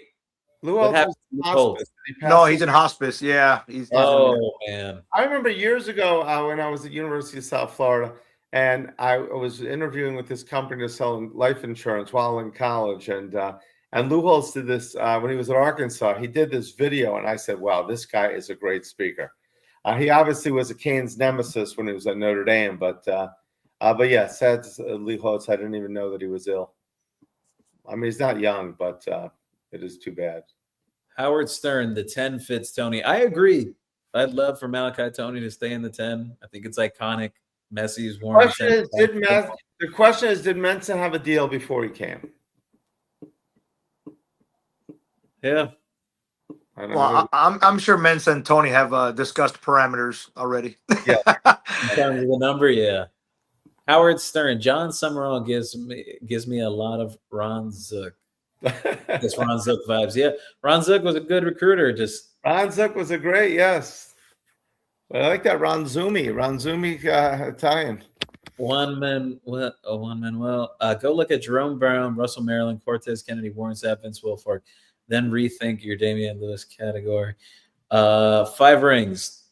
With all this momentum, it would be nice to see one of the 5-star recruits commit to the Canes. True, but it's still early right now. John Summerall gives me a lot of Ron Zook vibes. Mario's better.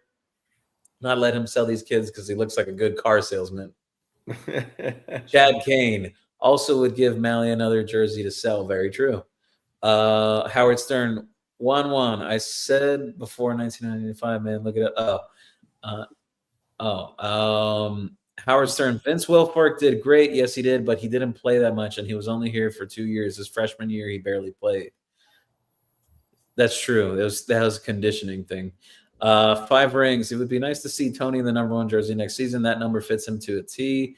Juan Manuel said, hey, I don't think Miami has a true rival to compete on the roster. Team building business here is why.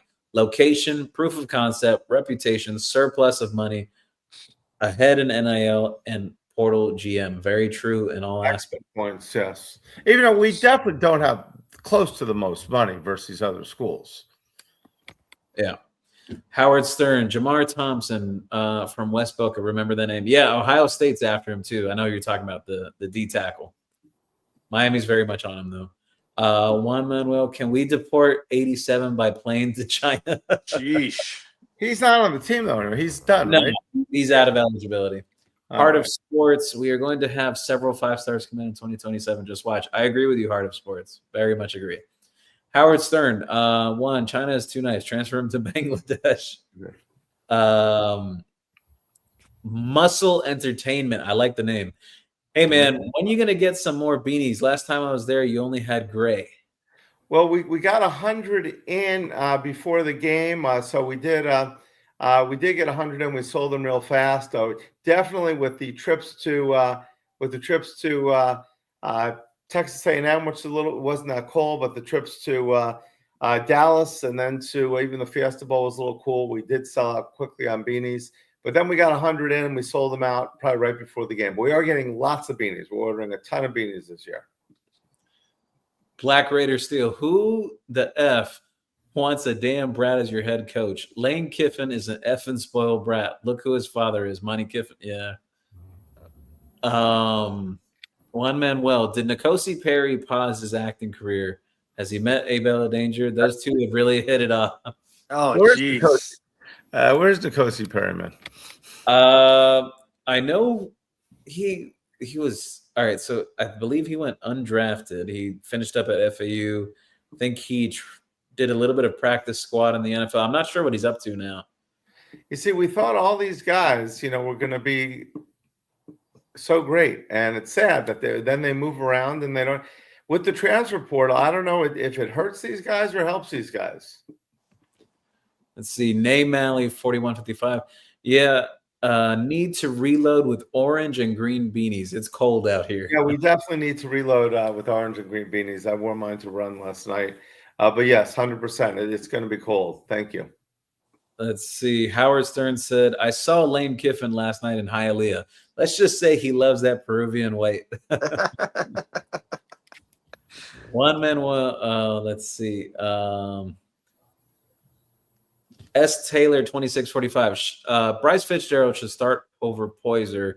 Damari Brown should move to linebacker or safety. Chase Smith should play defensive end. I don't know about that. I don't think any of those will actually happen, to be honest.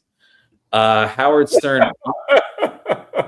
Sorry. Oh, my God. These comments. Yeah, I mean, Uncle Luke is taking some of it. I mean, I love the way former Canes players are going after him right now in defense of Kevin Beard. Yeah.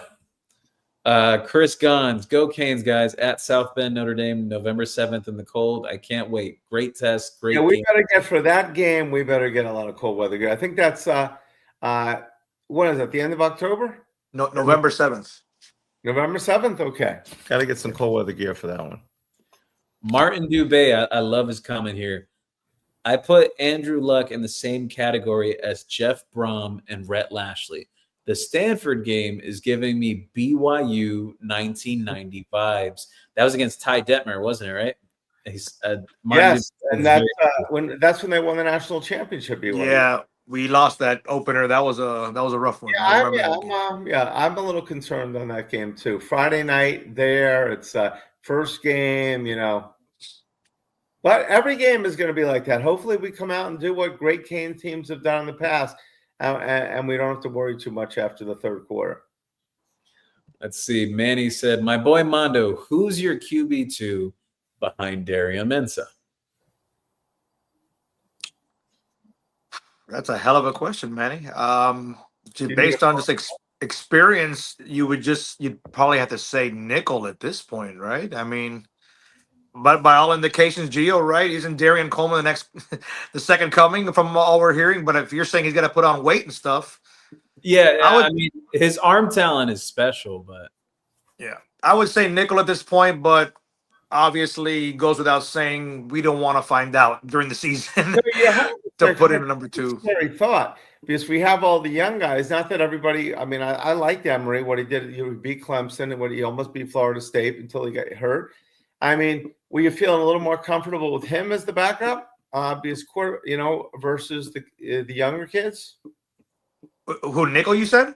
No, Emory. If we would have had Emory, he transferred, obviously. Who are we going to? That's a great question. Is it nickel? I would say nickel. I would absolutely say nickel at this very second. I would say nickel. Yes. we shall see. I think that's going to be very political, and when the depth chart releases game 1, we'll see an or between 3 names. It'll be Judd Anderson or Luke Nickel or Darian Coleman. Let's hope we never have to find out. Yeah, no, obviously, I'm telling you that right here, January 29th. Spring ball can come, and Darian Coleman can light it up, and just like that, he's number 2. So I'm just telling you what I think right now. I like it, Mondo. The Cooler Mel B, Hoodie Girl. Ty Simpson was the only QB in the college football playoff to win a game at the school he originally committed to. Very true. It was all transfers after that one win. Wow. Very, very true. Great point, Cooler Melby. Wow.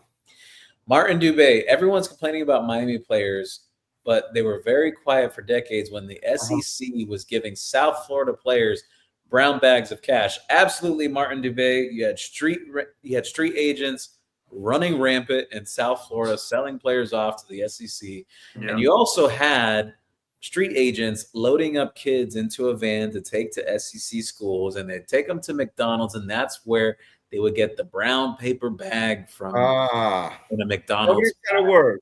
Nobody said a word. It was the head of the NCAA was in a love affair with the SEC. Oh, yeah. Let's see. Vegas Kane. Jerome Brown is who I think the old timers like the most. Yep. Jerome Brown would have been, I think, one of the great defensive tackles in the NFL history if he didn't go. He was going to be special. Oh, yeah. Yeah. He played for your Eagles, Mondo. He played Reggie White. Well, they both. It's crazy because they're both passed young. They passed away both young. And Reggie White said for years that Jerome Brown, if he would have lived, would have been one of the best probably ever. But Reggie White played his whole career and retired. Jerome got killed in his third season. Second season, I want to say second, third. I think it was in third season, actually. Third season, okay. This is the wildest comment I read tonight. Howard Stern, Brett, I want a custom shirt of a cheese head with a dolphin and an uncircumcised penis that looks like our head coach and our GM. Yeah, they're here.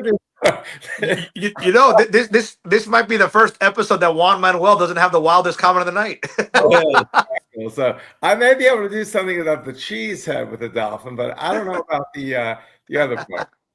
This show's crazy. It's after midnight. It's after midnight. Us 12. Yeah. Let's see. New King God. Y'all think Ahmad Moten could be ready to have a Gerald Willis type of year? Ooh. I mean, Gerald Willis racked up so many tackles in the back. He had a great season. I think, yeah. But is that the goal we're looking for with Moten? No, I think it's more so just controlling the line of scrimmage because it's like, yeah, you can get upfield and everything and rack those up, but it's just the discipline and playing well against the run too. I can't believe Gerald Willis did not do anything. I think we were all shocked when he didn't get drafted. And then I think he went to Baltimore as a free agent. You saw that was perfect, and he didn't make it in the NFL, right? No, he came over from Florida, right? And then he came to us, but he was awesome for us. Brett, you got another special request. Howard Stern said, Brett, I want to buy the Abella Danger jersey, number 69. Is that what somebody was talking about earlier? We want customized jerseys. Oh, my goodness. I'm going to work that. We may be able to sell those jerseys for 10 times the money. Howard Stern said, but in reality, I'm effing pissed at Miami Athletics for letting us get so many Friday games. They only have so much control over it. It's the ACC that takes most of it. New King God.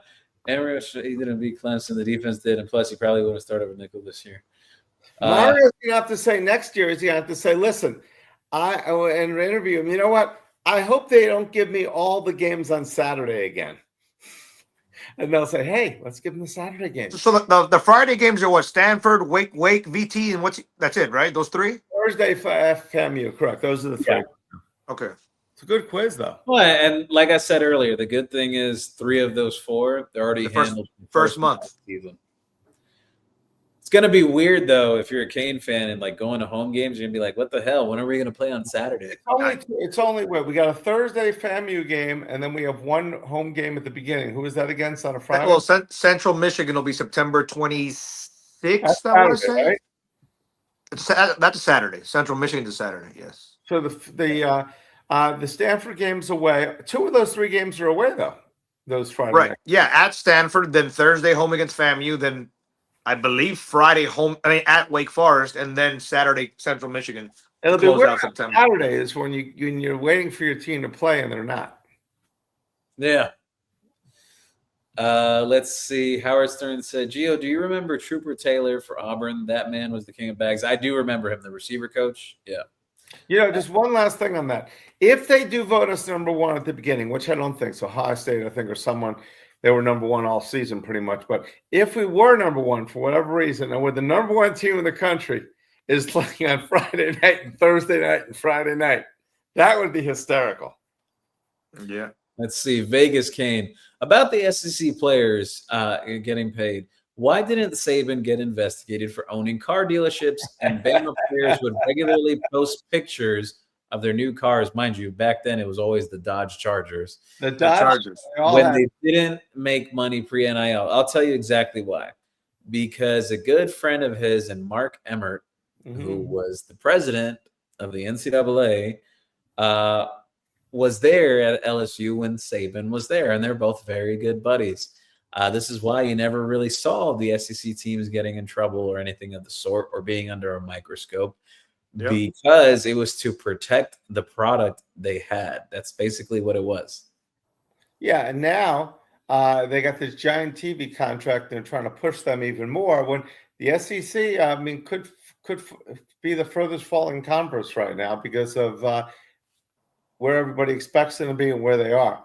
But still, when Emirates was doing that, it's like someone, I'm surprised, didn't come out with a lawsuit against him and the schools for how are these kids driving cars when if you're going to McDonald's and getting money and getting a meal, your team can go on your school. Yeah, and then Saban was smart. Once Saban knew what was coming with NIL, he's like, okay, I'm going to do TV now.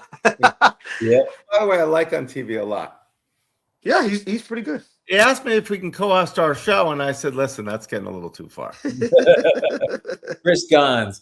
Guys, some old school Cane fans feel like this Miami team could be the 87 team, winning the Natty, beat Oklahoma, coming off a Fiesta Bowl loss Natty to Penn State, Vinny Testaverde's Heisman season, and Steve Walsh in 87. Well, I think no Miami fan would complain about that outcome. And I think, also, that game, there's other games, but that's definitely a possibility. I mean, I do feel that if we don't, I mean, the goal this year is not only to win the ACC, the goal is to win it all. Yeah. Which was not what we would. Winning it all, Canes fans will be disappointed. And that's not an easy thing to do. But I think Canes fans will be disappointed if we don't win the championship. Yeah, which is now a different discussion than going into last year. Like, did we sit here and say, let's win it all? I mean, no. We were saying playoffs, we'd be happy. Wow. Now it's gone up a level. Now it's like, okay, let's win the damn thing. In the final three comments of the night, one Manuel, Howard Stern should be banned for salacious comments, especially his accurate description of D-Train. Howard Stern said, why did Gerald Willis not make it in the NFL? There was some off-field things there and everything. Some things that kind of prevented him from getting drafted. And the last one, I love this one. Me too. Corner Mel B, Hoodie Girl. It's going to be weird ending the season with 3 home games. I feel like we are always on the road to end the season every year. Very, very true. It's a very different schedule makeup this year. Yeah, Very weird. It's not going to be a little cold weather. Hey, seriously, props, because as you guys know, it's with the little ones here, it's tough for me. It's rare to get to road games, and I see Mel B online. Like, she goes to all the games, home, away, and the playoffs went to every single game. I went to Dallas and back. I was dead. Like the flying and all that. So mad respect to her and any fan that does all that, because going to away games and flying all that, that's like devotion to like levels of that's not easy. So much respect, seriously. I totally agree on that. Total respect. She does a great job. She's always She was at always supporting the Cane stores, if it's ours or if it's the other stores. Wonderful person, and definitely goes to the game, supports the Canes. This is big like time. everybody on the show does. I mean, ton of people on the show. Just I don't know everybody's name, even when if they bought from us or so. Their names are different here and everything like that, so it's hard for me to know who everybody is. But everybody on here, obviously, we've got a great group of people that are watching the game, that are watching this podcast all the time. We're very happy, and I know everybody obviously knows a lot about Canes football and sports in general. Let's see here. She was at 13 of 16 games this season. That's dedication, absolutely. No, I gotta ask, what happened to the other 3? Come on now, you're slacking. I missed She missed Bethune because of the flu and missed at VT and at Pitt. All right, 18 of 16 is really good. Ricky Singh, though. No, Ricky Singh. Oh man, that guy. Sheesh, crazy. That's 150 games or so, or maybe more. Almost 200, I think. He was 100 when I was in the warehouse. That's right. It's got to be over 200. All righty, guys. Well, Kansas City will never be the same. I agree on that. that's it for tonight. Thank you, everyone, for stopping by. Make sure to always shop at CanesWear in Davie, Florida, 2655 South University Drive, right next to La Spada's Hoagies, or shop online at CanesWear.com or the new app, the CanesWear.com app on the Apple or Google Store. Thank you, guys. As always, Brett. Thank you. It's been fun. As always, I took several questions here and everything. Mondo, thank you for stopping by, as always. Thank you, guys. Now it's to look forward to spring. Exciting times. Absolutely, absolutely, guys. Thank you so much. Thank you to great people that come to our show. Mondo, you are awesome. As I saw someone on X say, Mondo, you are like the biggest celebrity in the making. Or so you're a star, Mondo. Mondo says, me a star? So in the making, that means I'll get to Gio's level one day, right? Is that what you're saying? Gio, anything else you want to tell everyone since you closed this out so well? Anything else you want to tell anybody to catch anything of yours? No, that's about it. We'll be back on again very soon. We're gonna come out with a real schedule soon, maybe. Yes, a real schedule coming very soon, and potentially some more frequent episodes and everything. I think people will really look forward to a regular schedule. Shows got traction throughout the year. I just want to say thank you to everyone, as always, for supporting and stopping by and watching. We appreciate it. We love you guys. And as always, go Canes. Go Canes. Go Canes.